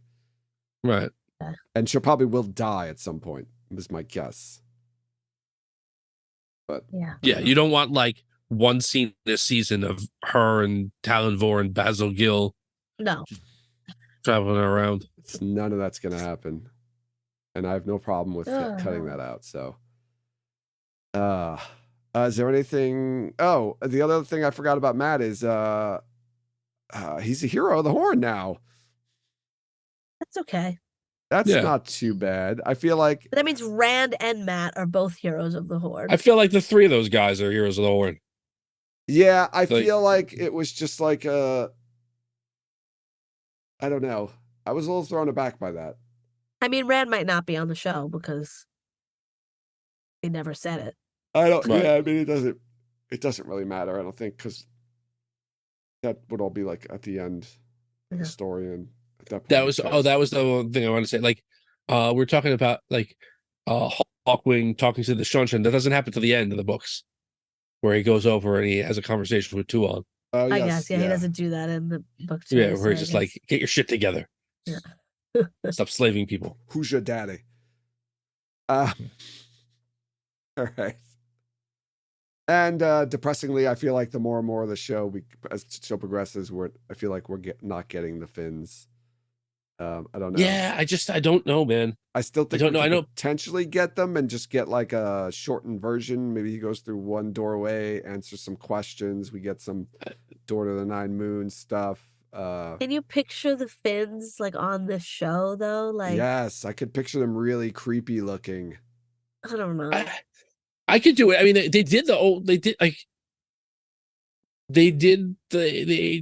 Age of Legends is the future. They can do something like that, but it's I just don't know. I don't know. I hope we I feel like if they do one, they would do snakes, because fox people are gonna look more weird than like snake people could just look like aliens, kind of. It's just like that's more like all Voldemorts. They just get yeah, fines. That's more normal to our eyes than like talking foxes. I feel like fox. I think you put them both. I think if it's one doorway, they're both there. Maybe they're both in there. And that's just there's the snakes and foxes, and like whatever, you can either get, you can get what you want, or you can get your questions answered. I don't know. You do whatever you want. Like you can flip a coin. Yeah. But I hope that. Oh God, I hope Matt doesn't travel or carry around that dagger on the stick for the rest of the show. I don't love it, but I do think it'd be really weird if he's like, oh, you know what? Like, I'm gonna go in. You're gonna answer my questions, and then you're gonna give me this thing that I just lost back. I'd rather he or just they not take it having from him and give him a better one. Oh, or I'd just rather he not have an Ashendarai than carry the dagger around on the end of that stick. To be honest with you, I'd rather it is he weird doesn't if that's have like it. his. It's weird. It's weird to me too. I mean, I know we know how he gets into the Tower Genji now, right? Just cuts it open. Cuts it open. Cuts it open like he does with everything else with the dagger. So, oh man, do you guys have anything else spoiler wise that you wanted to talk about? No. I don't think so. I think I'm good. Yeah. All right, this was the finale, everybody, but this isn't the end of our conversation about the season. I don't think we're definitely going to have more conversations about this. This is the end of our conversation for now. Jen, did we have any patrons? I forgot where we settled on that. So I'm not sure because we had a new one and I'm not sure if I said it last week and then that got erased from time Let's or set if it I said again. it the week before. So just in case, joining the Illuminators Guild, we have Brian. So if I said your Yeah. name twice, I said your name twice. If I didn't, thank you very much for your support, and to all of our patrons, we love all of you. Thank you for sticking by us, continually giving us your support and love. We love you too. Yeah, after all these bonkers takes we have on this show, especially. Appreciate you. We love you. I want to remind everyone You guys to are the best. follow us on social media. You can follow us on Twitter, Instagram, and Facebook. You can join us over in Discord to continue the conversation there. We also post our episodes on YouTube. So go over to our YouTube page and like and subscribe. We also occasionally post some other stuff on there, parodies, episode recaps, shorts, things like that. So go check that out. Rate and review us wherever you listen to podcasts, and check out our merchandise and Patreon pages. Get yourself some Talk Around Riyadh swag, some shirts, mugs, shot glasses, all that kind of thing. You just said it like Mayor Quimby. Talk around Riyadh. Talk Around Riyadh. Get the swag. Get the Get swag. that Talk around Riyadh swag. Swag. Final thoughts, Jen and Tom? On to season 3. Yeah. On to Bigger season and better. 3. Bigger, better, and bigger. Thanks everyone for listening, and you'll hear us next time.